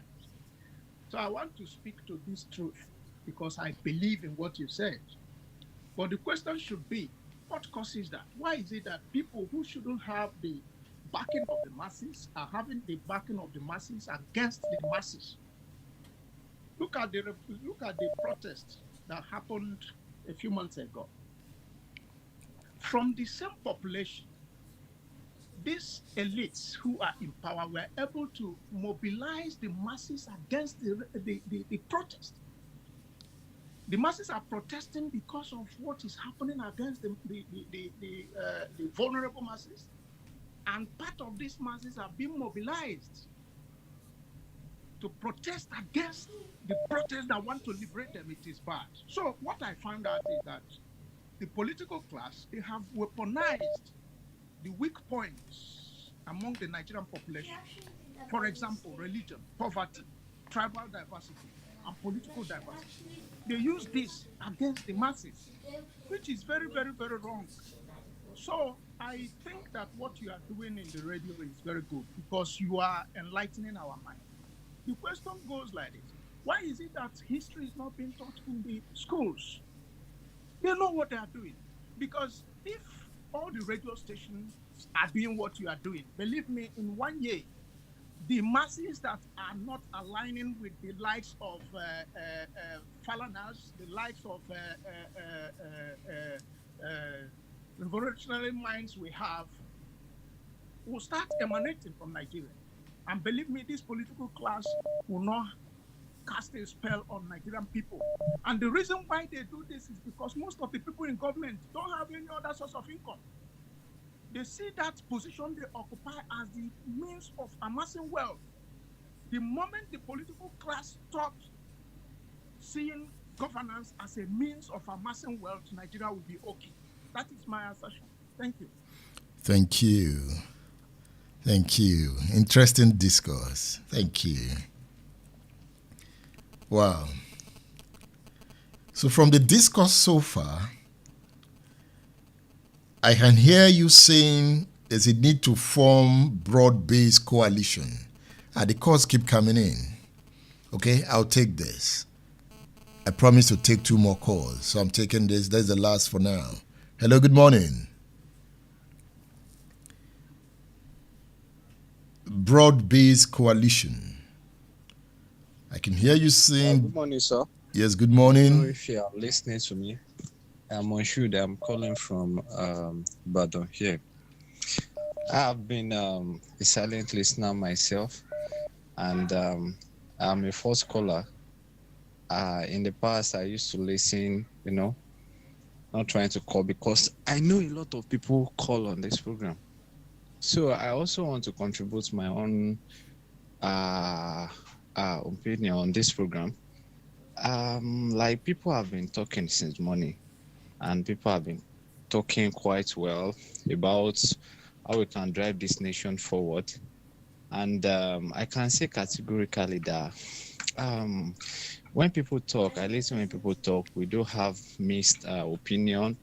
Some, to me, they are not that important, and they are not something that is useful for our dear nation, Nigeria.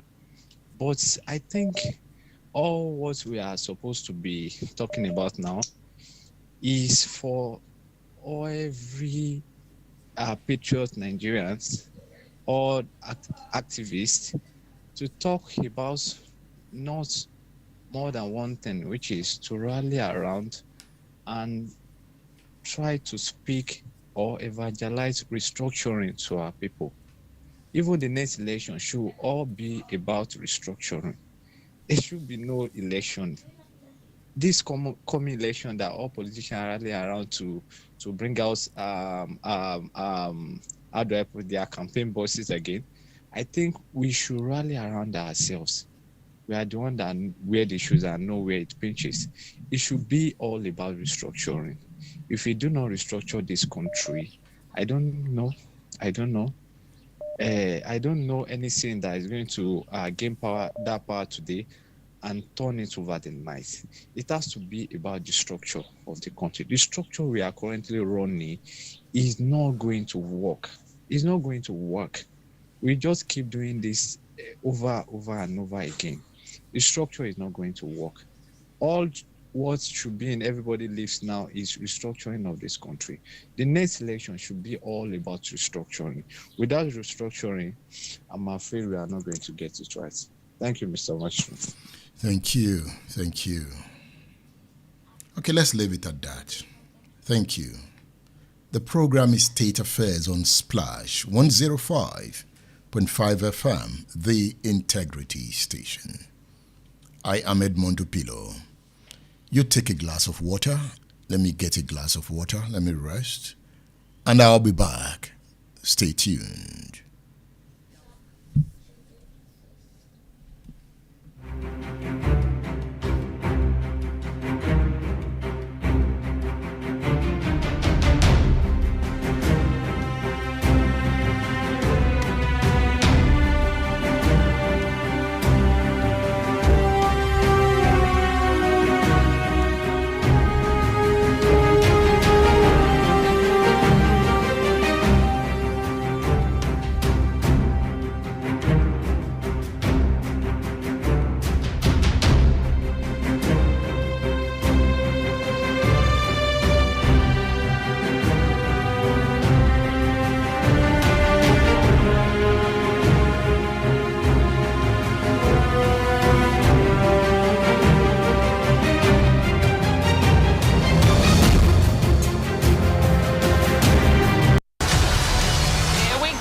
State Affairs with Edmond Obilo is live. Stay tuned.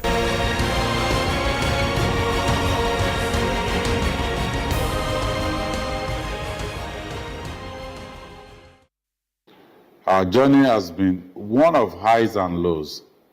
We have walked, crawled, run, stumbled, and risen again. We have experienced moments of pride and moments of reflection. But above all, we have demonstrated unwavering resilience. Here in Oyo State, you have exemplified that same resilience by supporting our administration over the past 5 years as we moved from accelerated development to sustainable development with a focus on moving the people of our dear state from poverty to prosperity. They say the darkest hour comes just before the dawn. As we face these cloudy economic times, we must remember our resilient spirit. Rest assured, the sun will rise. As your government, we use this Independence Day celebration to reaffirm our commitment to making decisions that will serve the best interest of the good people of Oyo State. This is why I have directed that guarantors for small-scale loans to agripreneurs through the Agricultural Credit Corporation of Oyo State will no longer be limited to civil servants, but will now include community development associations, farmers associations, and artisans associations. We have also extended the subsidy on transportation for another 6 months under the Sustainable Action for Economic Recovery, SAFER scheme. The subsidy will now also include subsidy on trucks for produce evacuation. This subsidy will be implemented through the various trader and agriculture unions. Now is not the time to emphasize what divides us. Rather, we must hold fast to the things that unite us. Our shared identity, our culture, and our history. We must always remember who our real enemies are, so we do not turn against our friends. We will, as a government, continue to give strength to democratic institutions because we believe this is one of the best ways to build stronger states and nations. I also want to take this opportunity to reassure you that the security of our people remains a top priority. So, as we celebrate Nigeria at 64, let us not dwell on the difficulties of the present. Instead, let us use this period to reflect on what we can do different so that the future of our nation will be better than the past. Let us focus on the real hope that lies ahead. God bless Oyo State. God bless the Federal Republic of Nigeria. State Affairs with Edmond Obilo is live. Stay tuned.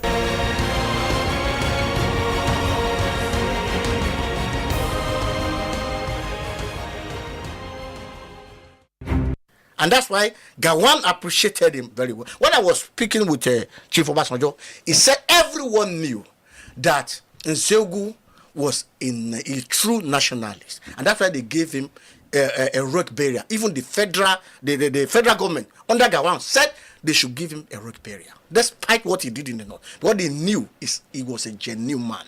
He was a genuine man. He went to Sandos. He went to Sandos. He was trained in Sandos. Banjo went to Sandos. Yes. I think was it in Sandos? Yes. Later they sent him to, or they gave him a scholarship. To the London, to University of London. Yes. Later. It was the first Nigeria to be sponsored by the British Army to give a kind of scholarship to study mechanical engineering. State Affairs with Edmond Obilo is live.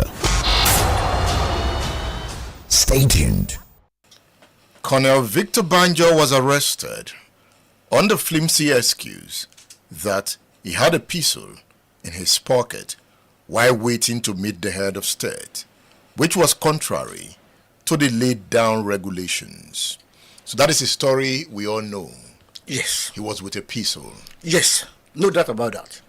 Why do you think he went there with a pistol? This was a military officer, all right? He has not entered the office of the presidency himself. He was still staying in the corridor when some of his comrades in the army asked him, they saw the weapon because it was not concealed. If he had intention of killing the head of state, Agu Ironsi, he would have concealed the weapon. But he had it on, and it was a new weapon. Oh, so they pretended as if they like the weapon, which was new. Oh, let us see this weapon. And he gave it to them. A man who was in a mission to kill anyone will not hand over his weapon because you rely on your weapon to fight. State Affairs with Edmond Obilo is live.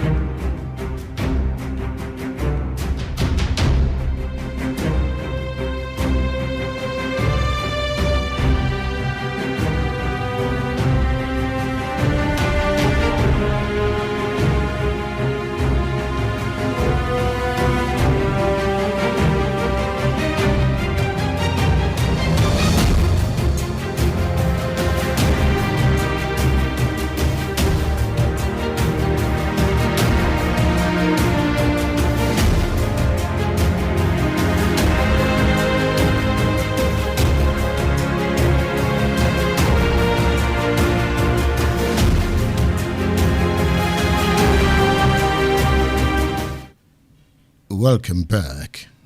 The program is State Affairs on Splash 105.5 FM, the Integrity Station. I am Edmond Obilo. Let's look at the historical journey we've embarked upon. It's a journey I started long ago, but I have re-emphasized it deeply in the last 3 weeks. It's about the founding fathers and the events that they triggered through their politics. We have been looking at their personalities. Soon we'll begin to look at the events that are fallout from their politics. I want to bring you this debate. It's a debate. We'll reflect on the debate. So in this debate, the personal qualities of Obafemi Awolowo and Nnamdi Azikiwe come under scrutiny due to political charges brought against them during their careers. Former Minister of Aviation, Osita Chidoka, raised concerns which were countered by Professor Tunji Olaopa, a former Federal Permanent Secretary, now the chairman of the Federal Civil Service Commission. These issues are significant because they shed light on critical events from the past, and it is only by understanding the past that we can shape a transformative future.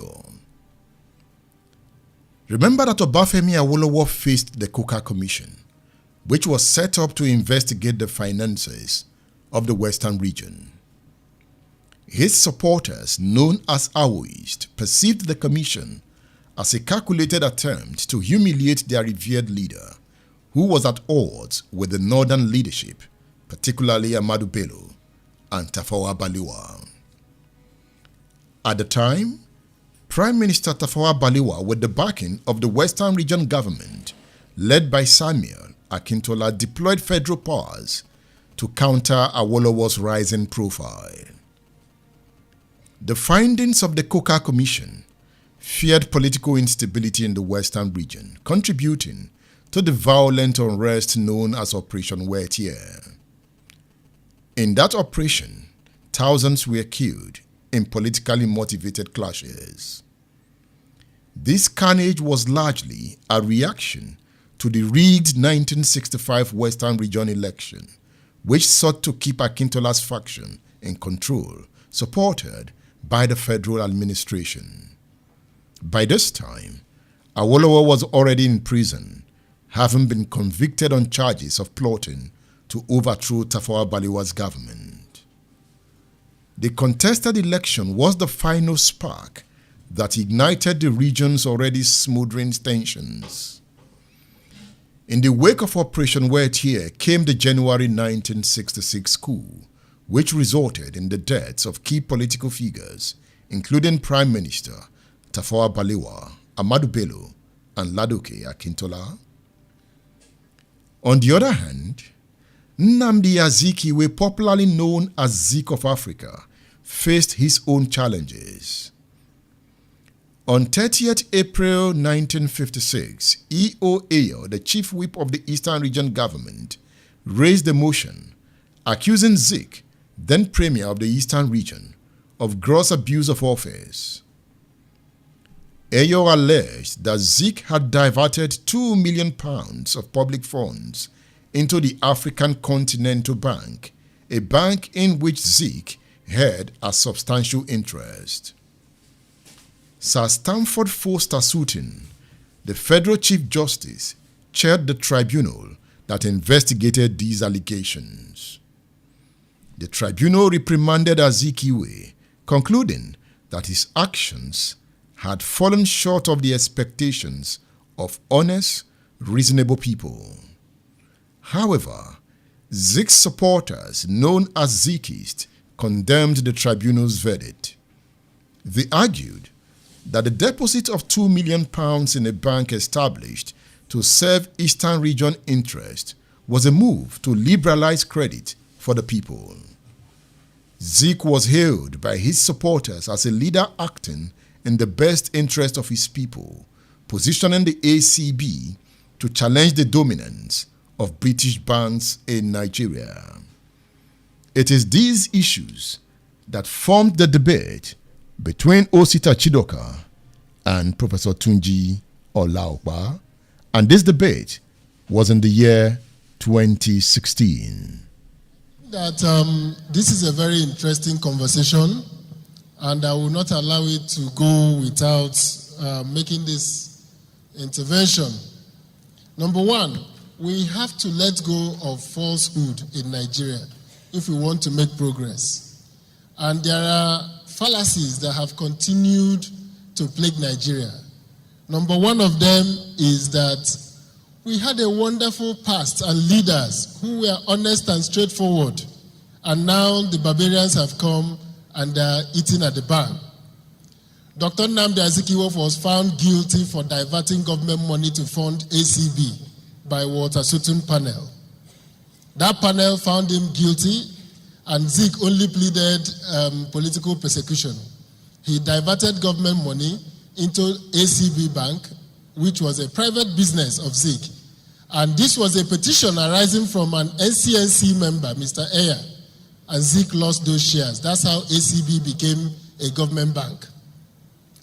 Chief Obafemi Awolowo in 1962, when Majekudumi set up a panel, Coker Commission of Inquiry into the affairs of certain parastatals in Western Nigeria, was described as running an ingenious scheme to divert government funds for private use. He was described as reckless and brazen in the way he diverted the funds of the Western Nigerian Marketing Board, which had about £6 million at the time Awolowo became premier. And by the time he left, they were in deficit of £2.something million. He was also found to have diverted government money to private individuals called the Nigerian National Investment Company, led by Chief Alfred Rewane, S.O. Badamosi, and other people, and two others, including Shoni Bare. And those loans given to the company, of the £6 million they got, only 500,000 was paid back. The rest was diverted to the Action Group. In his own book, My March Through Prison, Awolowo recounted in his own book that this was a plan they had to raise money using those companies and later convert those monies to the Action Group, because they had studied the Labour Party of Israel and found out that the Labour Party of Israel was a very rich party who had resources, and those resources made it possible for the party not to be controlled by rich individuals. Why was Awolowo looking for ways to fund UPA Action Group without the individuals?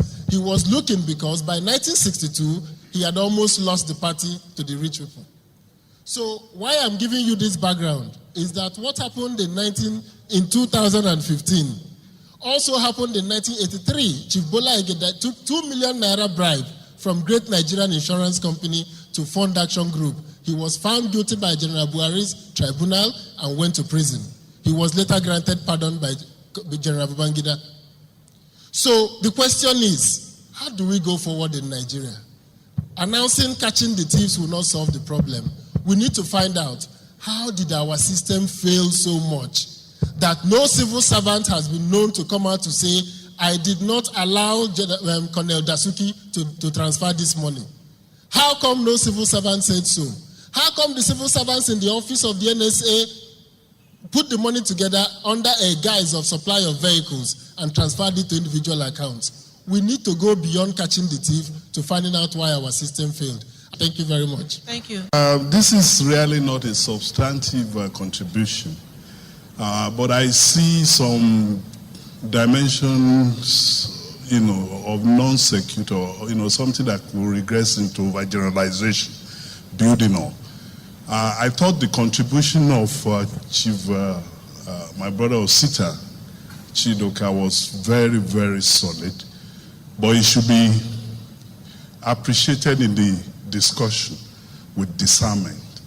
And my sense is that we should not try to wear lenses that are searching for saints when indeed we are searching for heroes. Heroes are sinners. But there are elements in their contributions that constitute the benchmarks that define the standard of their age and remain ideals that are sustained over time. And that's what makes them heroes. If you look into the lives of Abraham Lincoln, Winston Churchill, Martin Luther King, you'll be sorry about some of the untold stories about them. David was a murderer, but in the godly standard, he lived up to the ideal work, this standard, our worth canonizing in the scripture. Leaders of a generation are so called because they are discerning enough to be able to see into the seed of time and to see those ones that can germinate and are worth, reinvesting for the purpose of building the future. That they are failing, that the lives of Awolowo and Azikiwe had failing, did not make them any less heroes. It's just that they were not gods. If you read the wrong, if you as a Christian, for example, you read the wrong narratives, like the Da Vinci Code, you might as well be questioning whether Jesus was ever what the Bible claims it to be. I thank you very much. State Affairs with Edmond Obilo is live.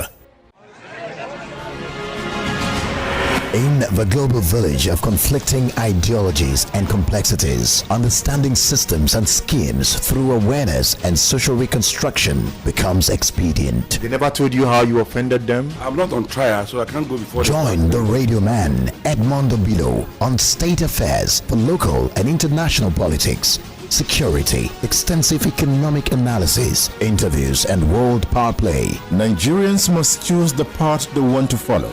Follow the same looters and sponsors of violence who control the political structures or encourage the formation of a new leadership team.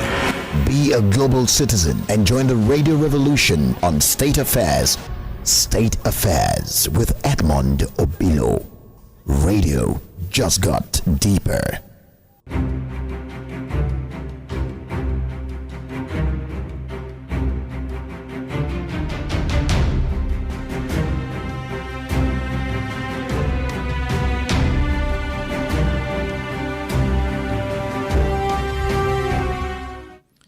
What do you think about that debate? You want to call the radio station?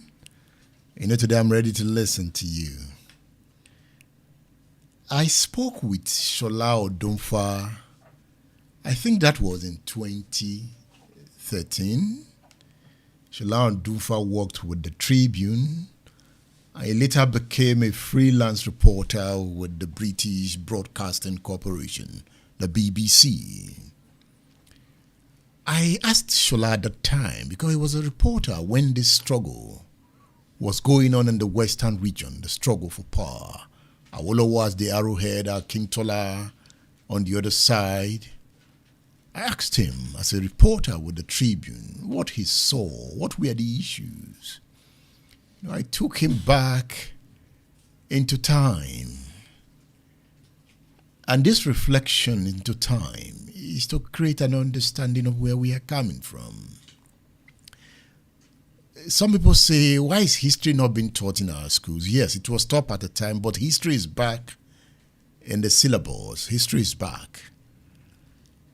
It is back. So you can teach your children history.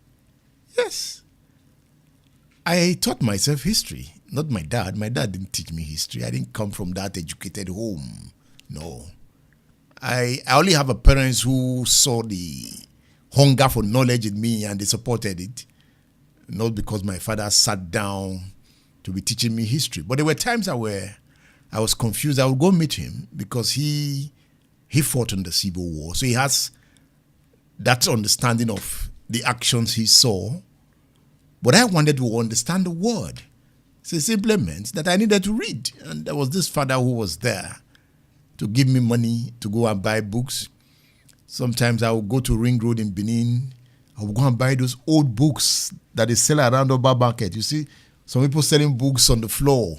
I want to be picking books on history. I'll be reading. I'll come back. I'll be telling my dad history. History of the world. I will be teaching him history. So you're listening to me as a young person. If you are interested in leadership, you can't just sit down there and be folding your hands and be waiting for one Messiah. Those who wait for Messiah to come don't end up doing anything good. You'll just be frustrated. You'll be angry. The elite will be doing what they are doing. You are there just getting and hitting your head on the wall. If you make too much noise, they will put you in prison. You must be strategic with the power of knowledge. And you don't need to get a PhD. Once you are done with secondary school, you can read. You can read. Once you can read and write, you can pick up any book and have a great understanding.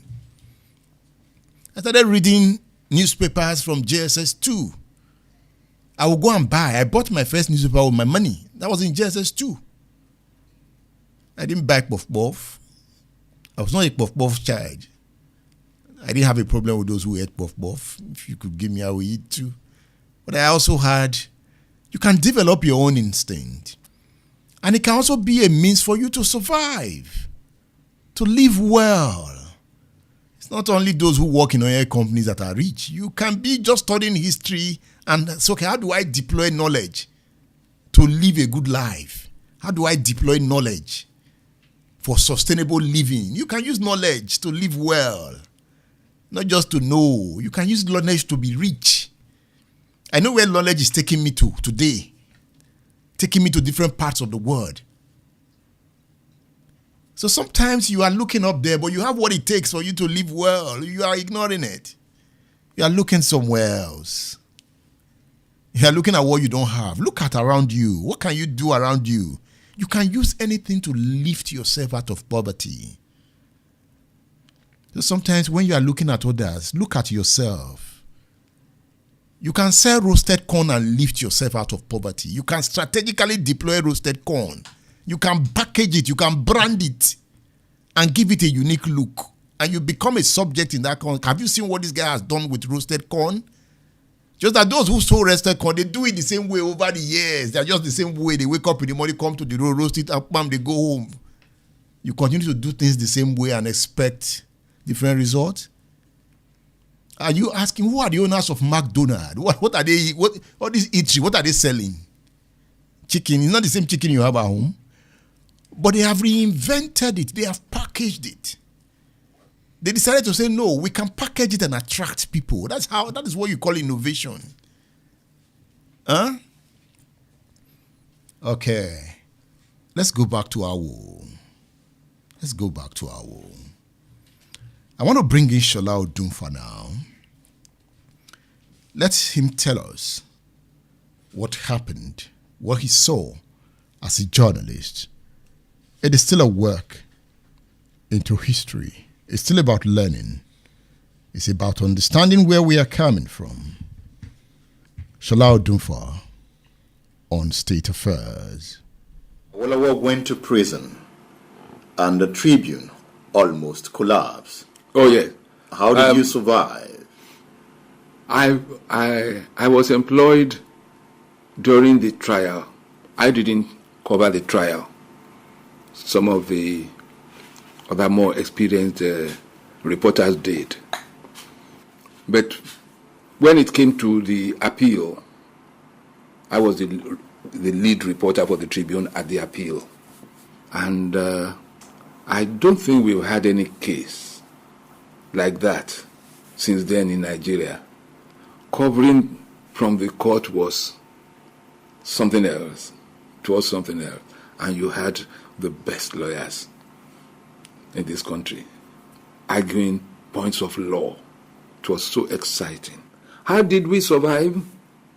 Tribune was a very, very popular newspaper. Survival of a newspaper depended on two sources, and they still depend: the readers and advertisers. At that time, there was very little industrial advertising, so you would depend on the government. Naturally, advertising from government dried up because NNDP, Akintola's NNDP, quite naturally would not patronize Awolowo's paper. So it came to a stage the paper depended solely on sales revenue. And at a time, we were being paid in shillings and kobos. That is, in coins. Because those who were running it decided it was no use putting anything in a bank. So every day, whenever they collected the sales, they would put in the safe. At the end of the month, they would pay us. But several times, they couldn't afford the full salary. But they made it a point to pay everybody something at the end of the month. And don't forget, I would say this unashamedly, that most of us working on the Tribune at that point in time were sympathetic to the Awolowo and Action Group. Did it overtly affect your world and political views? It didn't. I will say that I was already an Awolowo man, and it was a pride for me to be working for him and for the principles he stood for. Were you heartbroken when he was sent to prison? As a human being, I was, especially when his appeal was dismissed. It was a sad day for me personally. It was a sad day for me. But I don't regret it. Later, things in the Tribune got worse, progressively deteriorated. What was the coverage of Operation Wet-Year like? Oh, Wet-Year. You are bringing memories which excite me. Wet-Year was a popular uprising in the West. As hot as things were then, they still identified everybody. If you were from the Tribune, you were safe anywhere in the West except Ubumosho, which was Akintola's hometown. So covering Wetie was not difficult for me because things were so bad, socially, economically. And they said, look, they couldn't stand this anymore. They had seen Awolowo, they had seen a government run by Awolowo, and they had partaken of the good things. They had had their children educated at school free of charge. They had visited hospitals and not charged any fees for minor ailments. And now things were very bad. Inflation was out in the roof. Foodstuffs were very expensive.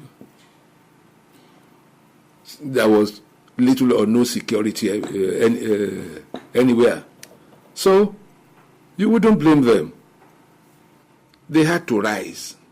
That look, we don't want this government anymore because the situation is really oppressing us. That was what they said. In the midst of that emotional outburst, how did you frame your stories? I wrote what I saw and what I was told. Were you quite emotional?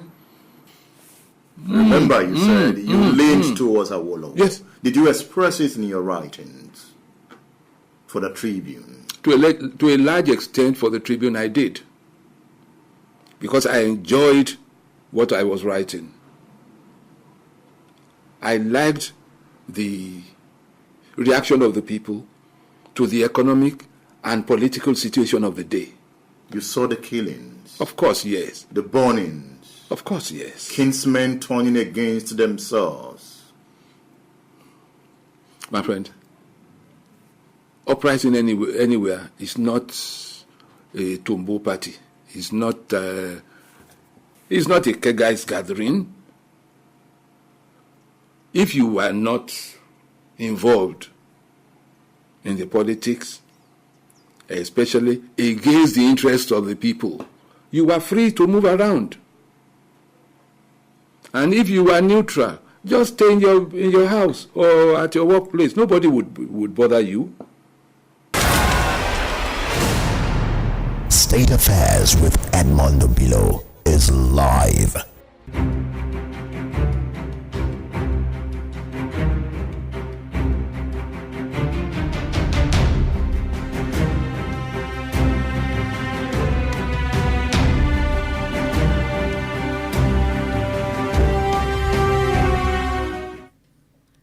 Shola Odumfa there. Is it my friend? Uprising. Operation Wetie. You know, the Western region, after Operation Wetie, you know what Operation Wetie did? That revolt in the Western region, Operation Wetie was an attack against Akintola supporters in the Western region. It was bloody. It was a destructive revolt by Awolowo supporters. You know what that revolt led to? Operation Wetie happened in the Western region alone, but it destabilized the whole of Nigeria. It led to the first military coup in Nigeria. The revolutionaries, in quote, took over. Did they take over? No, they did not. But they launched a coup that did not succeed. And the revolutionaries launched a coup. They did not succeed. You know, I have said you should read the book by Adewale Ademoyega, Why We Struck. I know why I'm saying read the book. I'm going to come back to that book again. I believe by now you must have gotten your copy. I want us to study it. Remember, this is a class of politics, a class of history and power. So soon we'll be studying that work when we get to the effect of the actions of the founding fathers So that first coup is critical to what Nigeria has become. So they launched a bloody coup. It was bloody. And there was a counter coup in July of the same year. Another bloody coup. So when you have bloody events like that, somehow it became inevitable that there was going to be a civil war. So a bloody civil war followed. I saw a comment here. Let me read that comment. You see, if you are enjoying this show, if this show is impacting you positively, I will encourage you to subscribe to my YouTube channel. Just search for Edmond Obilo. If this program is improving your knowledge of events and time, if it's improving your knowledge of personality, I'll encourage you to share this broadcast on Facebook, on X, repost. I encourage you to call your friends to join the class. Let them come to class every Saturday morning. I know there are many silent listeners I don't know. I thank you.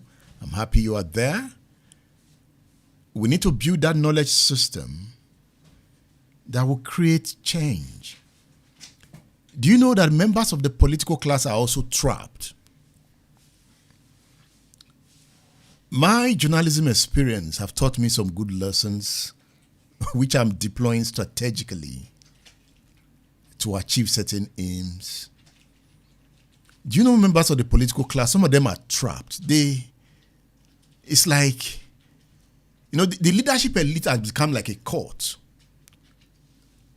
That even when you are inside, you are not trapped. Even when you want to come out of it, you are scared.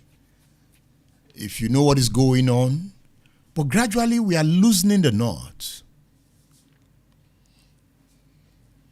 People have different methods of attaining certain aims. But the redemption of Nigeria is a task that must be done. It's not negotiable. It doesn't have to be bloody. It has to be driven strategically. So what are you doing? You that want change. You just sit in your house, you are waiting for a Messiah. Okay. Certainly a Messiah will come. He will come. Yes. And the land will be redeemed. A Messiah will come. Naturally. Sorry. I'm listening to you, to myself on the phone. I'm looking for a message. I want to read that message. I saw it. Okay, it's from Kendo Obieze. Kendo Obieze leaves a message. He says, any country that has gone through a civil war and is still plagued with tribalism and religious fanaticism will never thrive. That point struck me. Nigeria went to a civil war due to ethnic questions, the ethnic question. But after the civil war, we are still on that same subject. That means the civil war did not solve the ethnic question. Normally, a war should solve a problem. So does it mean there will be another war? Normally, like the American Civil War. The American Civil War solved the North-South dichotomy. There was that struggle between the North and the South. One said we should end slavery. The other one said, no, we must continue with slavery. We must be conservative. And there was a bloody war. But the war solved the problem. And America became a state for all. Even today, you can leave Nigeria and go to America and become a citizen. And you are happy. We could call us. But in Nigeria, you cannot even leave the East and say you want to come and contest election in Ibadan. They will remind you of the history of your father. Who is this one? But the Yoruba man will go to England and contest election because their system have liberalized it. And we in Nigeria will say, Yoruba man has been elected into parliament in Britain. We will be clapping. But in our indigene, we are still saying, no, it can't be. He can't contest. It's not an indigene. So the war did not solve the problem. The civil war in England solved the problem. After the war, the issues that led to the war still remain. Biafra is rising, whether you like it or not. Some of us will be. I spent 2 weeks in the East before I traveled. I wanted to see what is going on. So Biafra is rising. If you call a referendum in the East today, the younger parties will vote for Biafra. I did a sample. That means the problem has not been solved. Even if Nnamdi Kanu dies in detention, there are more that have risen already as I'm speaking to you. They are now writing letters. They are giving you ultimatum. Okay, remember Emeka Nwajuba? Emeka Nwajuba was the Minister of State for Education under Buhari. Recently, Emeka Nwajuba, who comes from Imo State, I think he's from Mbano, and there is an open university in Mbano, a branch of NOA in Mbano. So they have this facility. Emeka Nwajuba, I don't know who he discussed with, decided to say, okay, we can create a facility here that will help the rehabilitation of displaced persons from the north. They will be brought here, they will be taught skills. The project was going on fine until one morning, that project was burnt down. That was it was early this month. Some young boys went there and burnt down computers, everything for the training. What was their anger? That Nwajuba had the gut to want to bring northerners to the east for rehabilitation. As if that was not enough, they gave him an ultimatum not to return to the east.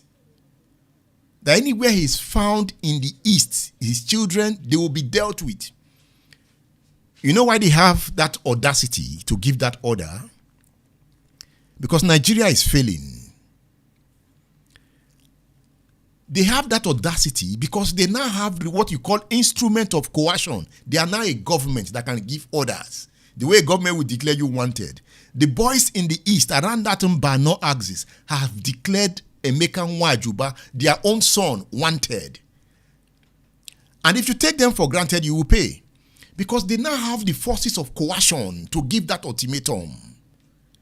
When they have the weapons, they have the guns now as I'm speaking to you, and they are camped in forest. They can engage the military, they can engage the police. So why can't they engage Nwajuba? So for Nwajuba to return, it's either Nwajuba will go and negotiate with them, and they will forgive him. Because what makes government powerful? Why do you fear government? It's because government has police and soldiers. So if you don't obey, government will use the police and soldiers on you. So now those boys are now government on their own. They have now told Nwajuba, don't come home or you die. And they have the weapons to enforce it. You see? And Nwajuba will not come home. Nigeria, he won't come home. Except he now decides to also go and say, okay, I want to be a government of my own. He'll go and build his own boys and also give them weapons. Then he will come home.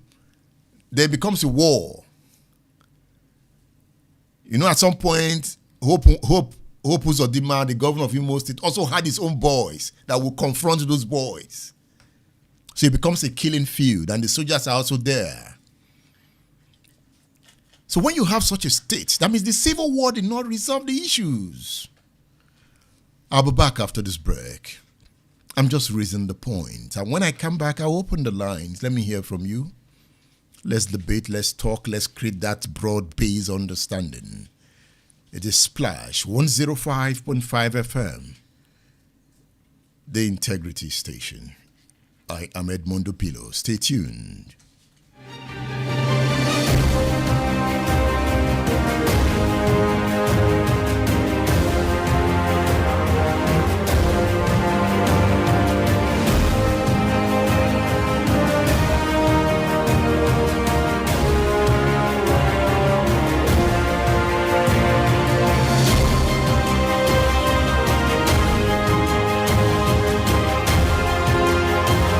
Awolowo went to prison, and the Tribune almost collapsed.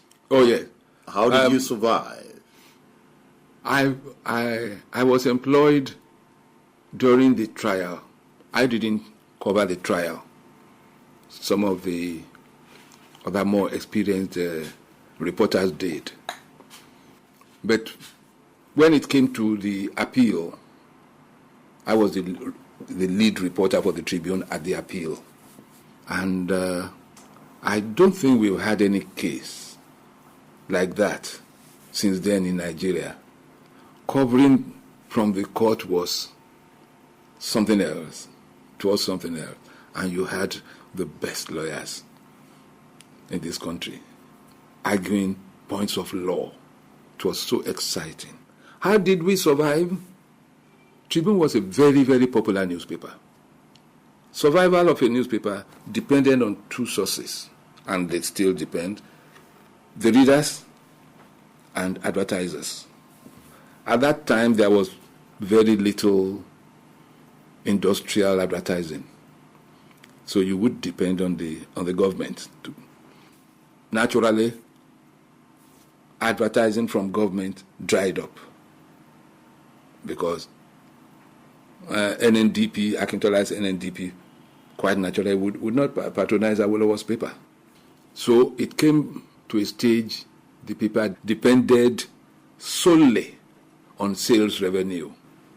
And at a time, we were being paid in shillings and kobos, that is, in coins, because those who were running it decided it was no use putting anything in a bank.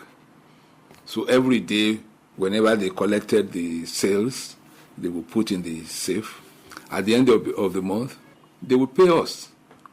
But several times, they couldn't afford the full salary.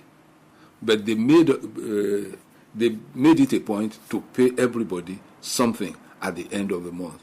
And don't forget, I would say this unashamedly, that most of us working on the Tribune at that point in time were sympathetic to the Awolowo and Action Group. Did it overtly affect your world and political views? It didn't. I will say that I was already an Awolowo man, and it was a pride for me to be working for him and for the principles he stood for. Were you heartbroken when he was sent to prison? As a human being, I was, especially when his appeal was dismissed. It was a sad day for me, personally. It was a sad day for me. But I don't regret it. Later, things in the Tribune got worse, progressively deteriorated. What was the coverage of Operation Wettier like? Oh, Wettier. You are bringing memories which excite me. Wettier was a popular uprising in the West. As hot as things were then, they still identified everybody. If you were from the Tribune, you were safe anywhere in the West except Ubomosho, which was Akintola's hometown. So covering Wettier was not difficult for me because things were so bad, socially, economically. And they said, look, they couldn't stand this anymore. They had seen Awolowo. They had seen a government run by Awolowo, and they had partaken of the good things. They had had their children educated at school free of charge. They had visited hospitals and not charged any fees for minor ailments. And now, things were very bad. Inflation was out in the roof. Foodstuffs were very expensive. There was little or no security anywhere. So, you wouldn't blame them. They had to rise. That, look, we don't want this government anymore because the situation is really oppressing us. And that was what they said. In the midst of that emotional outburst, how did you frame your stories? I wrote what I saw and what I was told. Were you quite emotional? Remember, you said you leaned towards Awolowo. Yes. Did you express it in your writings for the Tribune? To a large extent, for the Tribune, I did. Because I enjoyed what I was writing. I liked the reaction of the people to the economic and political situation of the day. You saw the killings? Of course, yes. The burnings? Of course, yes. Kinsmen turning against themselves? My friend, uprising anywhere is not a Tumbo party. It's not a guys gathering. If you were not involved in the politics, especially against the interests of the people, you were free to move around. And if you were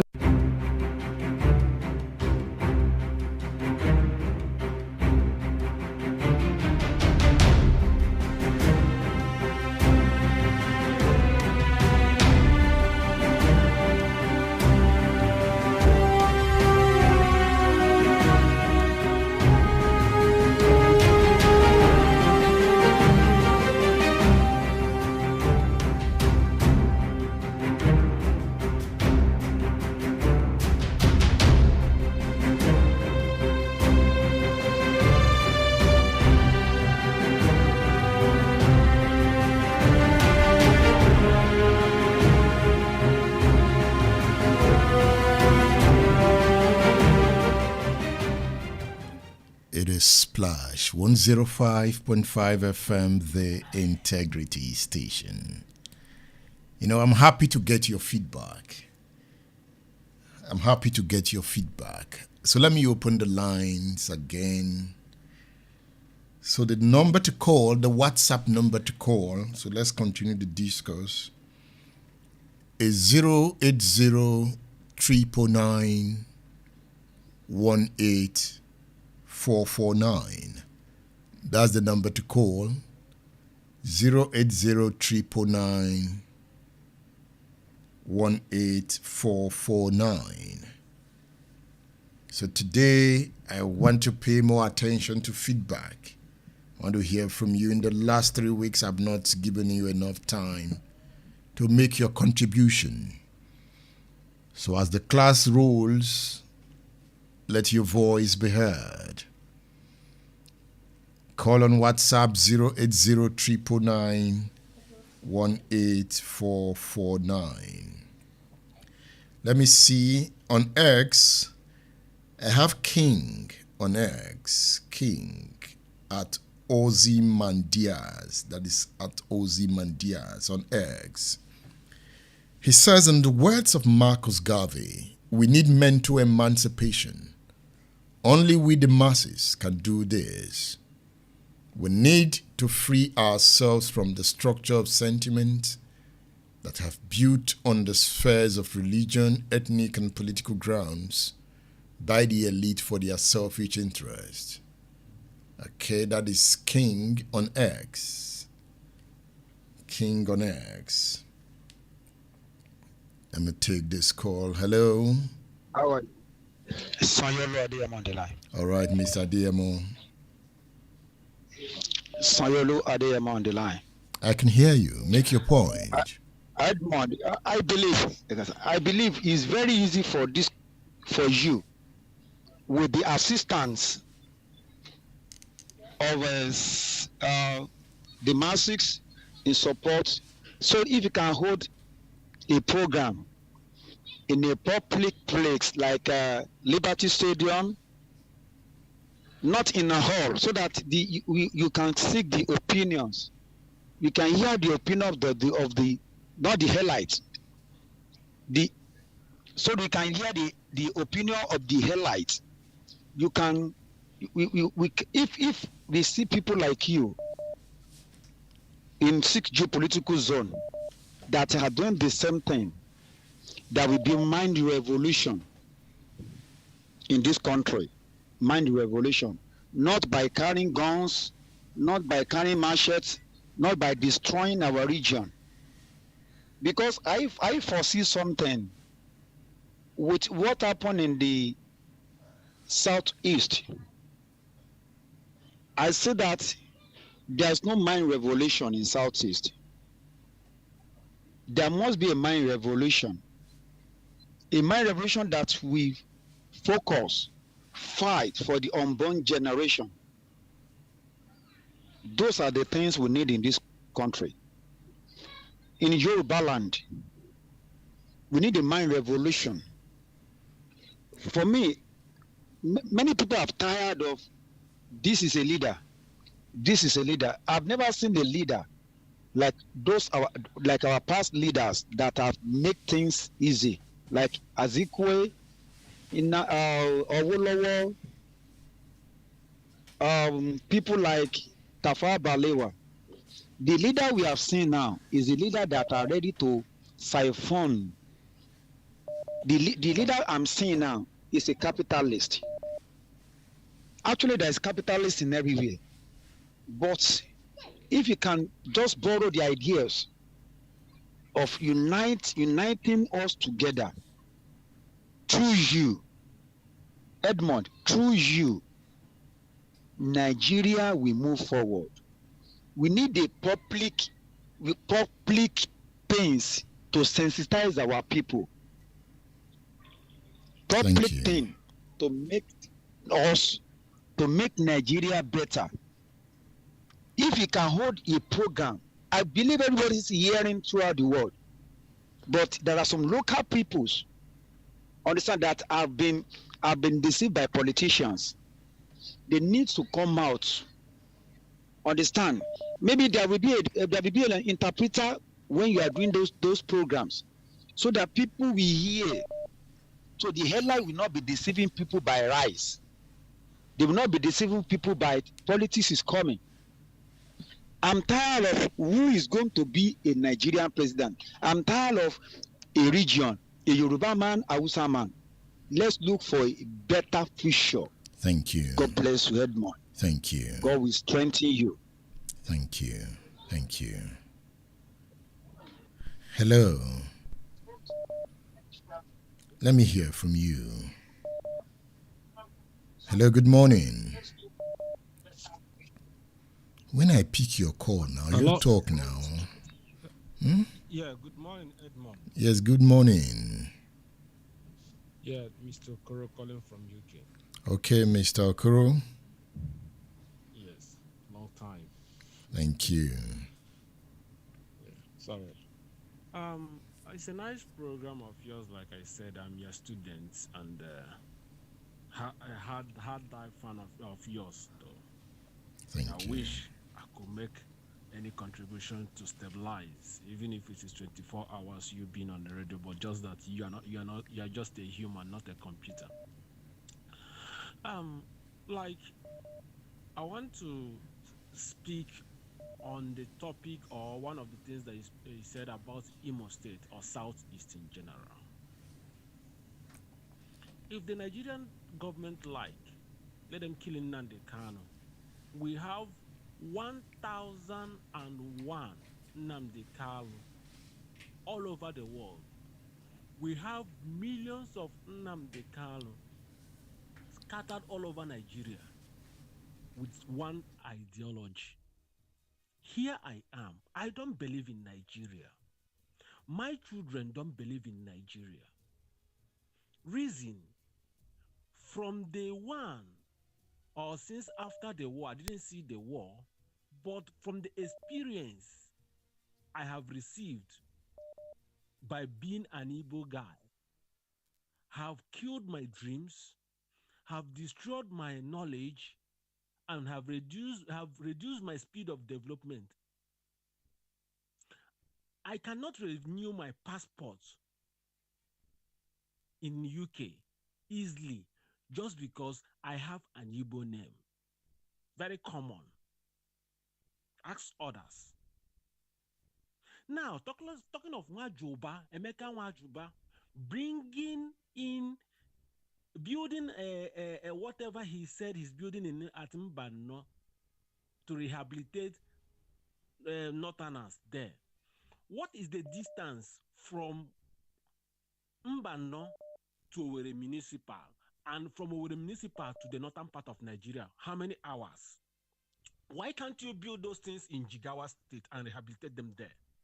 Why can't you build it in Abuja where it's more secured?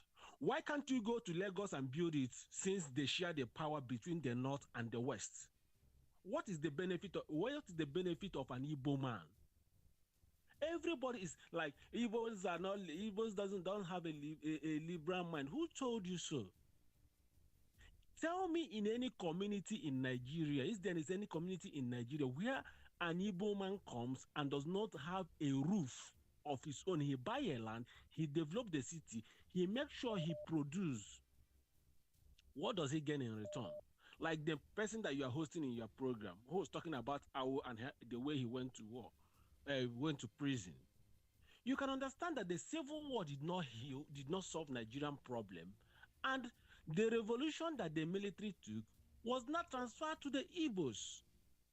Anger, envy. Like, you could go back to M.I. Okpara during the time of M.I. Okpara. You will understand that one of the major things that led the war was M.I. Okpara was doing well, and when the other part of the world, most said England, saw that the pace that M.I. Okpara is developing the eastern region then need to be destroyed. And when you reduce their speed of development, that will reduce their mindset and will take them 20, 30 years backward. Edmond, the question I want to ask to every Nigerian is, imagine there was no war in the southeast for 3 years. Imagine there was no massive destruction of Onitsha, Imo, Abia, Port Harcourt in 60s. Imagine where they would have been by now. I believe it was a deliberate act to reduce the speed of development in the southeast. And I'm very much happy that General Gowon is turning 90. Okay. You see, I'm not giving anybody more than 4 minutes. Can you round off? Very much. Yes. Yes, I am happy that General Gowon is turning 90 today, but still running away from his own community. Thank you. Still running away from, in fact, he cannot bear, he cannot sleep in his own town. All right. Thank you. Thank you. Thank you. The lines are still open. You see, we are getting to the end of the program, and I would like you to make your comment brief. Okay? I'll pick this call. Hello, good morning. Hello, good morning, sir. All right, hit the nail on the head. This is Prince Bumi Adifusi calling from Apata. Good to hear your voice. Yes, sir. We need to change our mentality. And it must begin with love. We cannot change the narrative currently in the country if love is still missing. We must see ourselves as one Nigeria. We must see ourselves as a people who is ready to do the needful.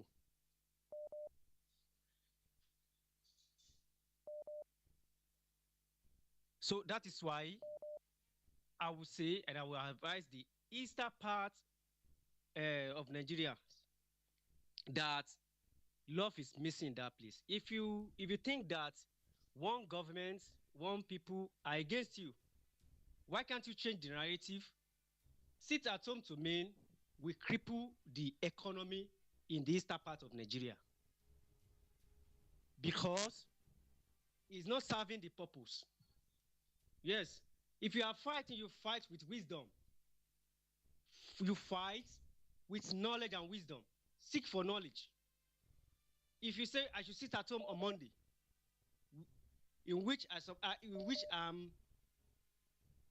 please, and I sit at home, what will I eat if I sit at home? What will become the economy of that place?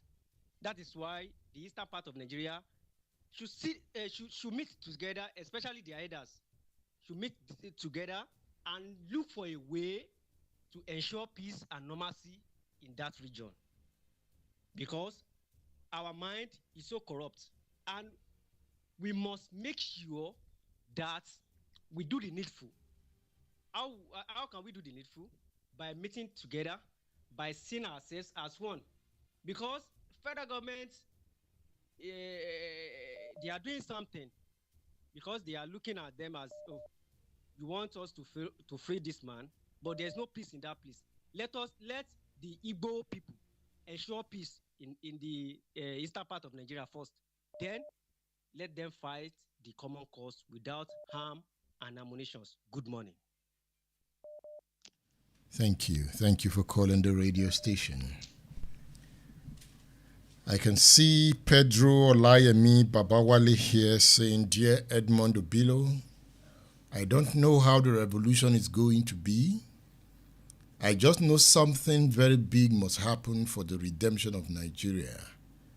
And yes, I subscribe to that of mental revolution. But you see how they have weaponized hunger, Telling people to feed their mind has become almost impossible for people to comprehend. I get your point. See, they've weaponized hunger.